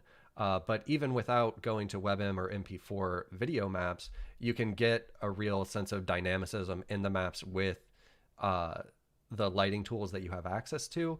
And there's uh, 1, 2, 3, 4, 5, 6, 7, 8, 9, 10, 11, 12, 13 different built-in lighting styles that also have animation speed and animation intensity settings that you can change, that wind up making for even more different lighting designs, and you can start stacking them on top of each other to get kind of unique combinations. And if you're ever even running a homebrew campaign or anything like that, I would recommend checking out some of the installable worlds and just seeing what's been done with the drawing tool in some places to make uh, notices for the DM for, like, if they go in this area, this kind of thing is going to happen. Placed journal entries to find out how they were using lights. It can make it so that you can really improve what your own maps look like by following these examples. I actually have the joy of a significant portion. I won't say a significant portion, but not a crazy amount of my job has been spent at times revising map packs, working with content creators to make their maps really, like, take an already existing great map and make it, just give it that level of polish to really push it over the top. And one of the ones that I'm most proud of is certainly the Spell Arena map pack, because when we were transitioning from '06 to '07 stable, all of the exclusive content packs we'd released needed their lighting redone to match the new lighting system. So in the space of about a week and a half to 2 weeks, I did probably in the vicinity of 300 to 400 maps, redid them all in lighting. And the Spell Arena one, just, it was really fun to relight some of those. In particular, there's a couple of like the Dwarven Forge has a lot of magma, so with the new with the new lighting animation system, I really just wanted to push home this. Okay, well, it's already looking great, but what if we make it? What if we use the lighting system to animate that magma? How long will that take me to do? And in about 4 minutes, I had this like level of gloss and polish on the magma section that I'm to this day, I think it's probably one of the best maps I've lit. Yeah, and if you're And it interested in seeing it, I just installed the module and everything, and so you can see all of the effects uh, appearing. I'm guessing that's a swirling fog down here. Let me see. Yeah, swirling fog for this, and there's even a gleaming element off of the golden idol and anvil at the top that's using the sunburst. I think, yeah, sunburst. And so just every part of this map is covered in lights that are adding or uh, that are adding some additional effect and just making the map look like the entire thing was recorded this way somewhere else, but it's all done in Foundry.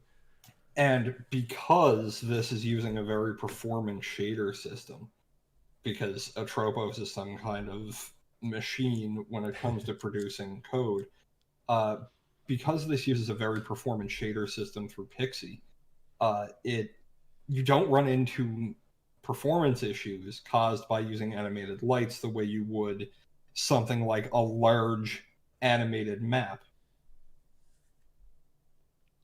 Yeah, and so in terms of file size, if this was an animated map, you might be looking at 10, 20 megabytes, something like that. But with Foundry and using animated lights to provide this additional texture, you're looking at just the size of the map and then just kilobytes for the information of transferring the lights to your players. So especially if you're on a internet constrained uh, system, this could be hugely beneficial to getting more fun stuff in your map without actually having to bear the pain of sending 20 megabytes to 5 different people. Yeah, one of the things that we always try and emphasize whenever we're working with map creators is it's not necessarily about changing how, and certainly we don't want it to be about changing how the creator wanted the map to be shown. It's about enhancing the already existing content in a way that wasn't possible for the creator before. So, like, if you're drawing a static map with magma, you can't just go poof, here's some animation on the magma layer, and now I've got this swirling orange illuminated vapor, because that's not something that's available to you in something like Dungeon Draft or in some of these other awesome, really great map making programs, or Dungeon Painter Studio, Dungeon Fog, that kind of thing. Animations are not something that readily export in a format like this. But in something like Foundry VTT, you can create these animated effects and display them in a way that is just feature rich for your players. And the first time you load into a map like the one that Matt just loaded with the demon temple face and Mm-hmm. the magma and the fog and things like that, the first time you load into that with your players who have been using some standard VTTs before, you get this brief and overwhelming surprise because it's not something they've seen. Yeah, now I'm just shuffling through some of the maps and looking at the different things going on. I just got to the magical portals one. Like, there's cool things that you can do with all of these, and especially if you start coming in and messing with the animation speed and animation intensity, you can make some of them look completely different from what the stock setup is. Like I think this one might actually be one of the, or no, I think it's, let me draw out another one. I think it's might be mysterious emanation. Oh, I have to give it a color so I can actually see. It's But absolutely mysterious emanation. yeah, mysterious emanation, depending on what you wind up changing the animation style to be in the intensity, you can get very different effects. And this kind of like super slow mo version with a high intensity starts to look just really weird. I actually used it in my game recently, or I used one of the lighting options for it. All For when hail the play, Hypnotoad. yeah, that's pretty much what it was. The players were encountering an elder brain, and I had placed a light. Oh, and one thing I guess I didn't show earlier that you can do with lighting is, let's get back to that Dwarven Forge map. Oh, there we go. I'll get that out of the way. If you right click on a light, you can control its visibility. So if you have a light that you want to turn on when your players enter the room or something like that, you can have it set to not, or I guess it's not toggling its invisibility or its visibility, it's toggling it on or off.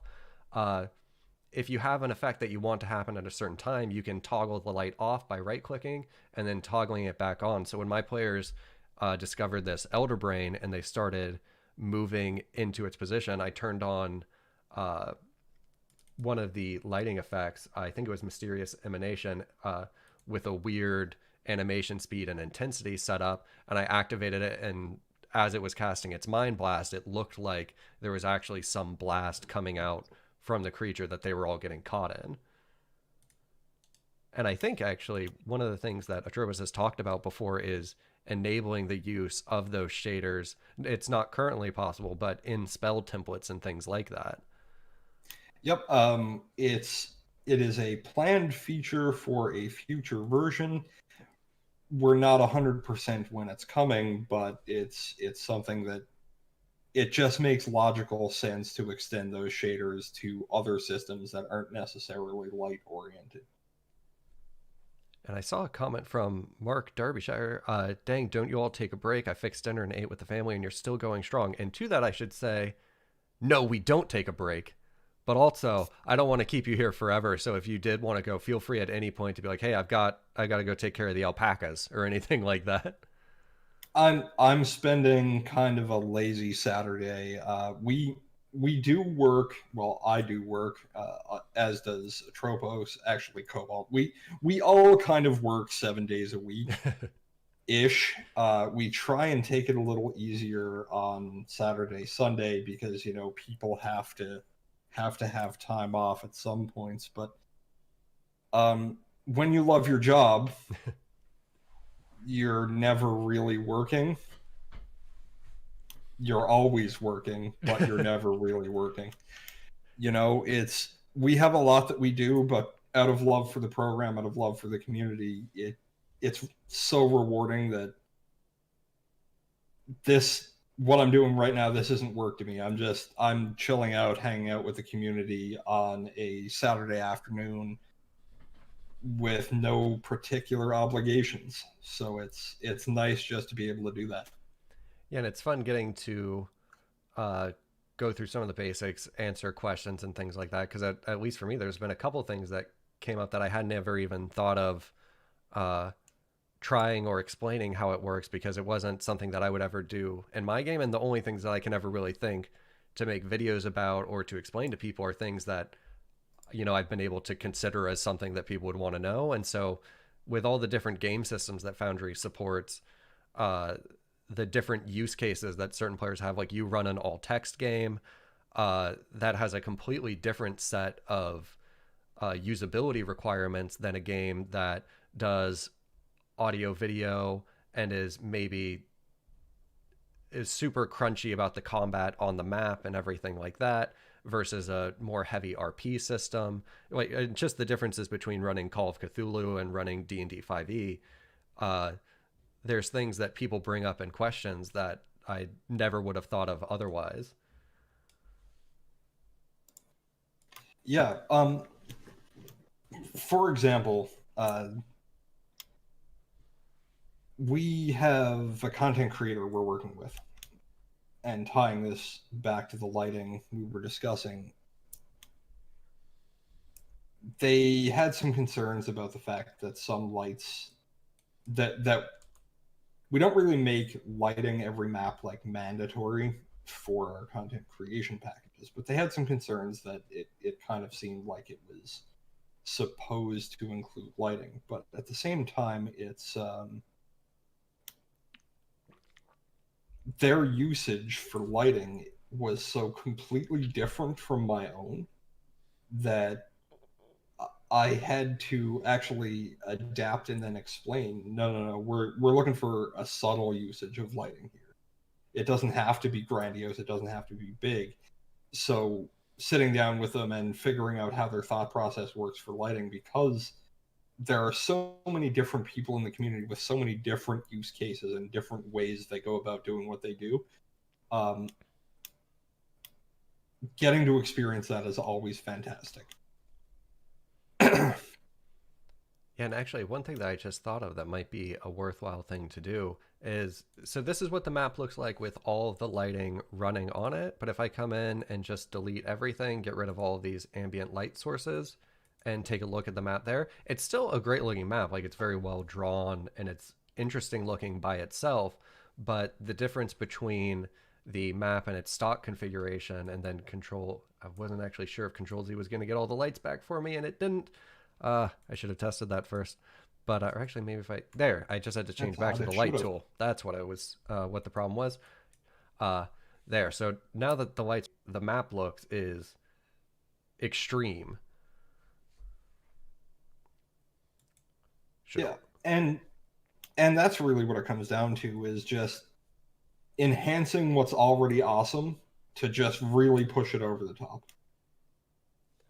Um, Ellum Fox asks, would we be able to make tutorials on how to make modules with JavaScript? There are some great community tutorials in the knowledge base.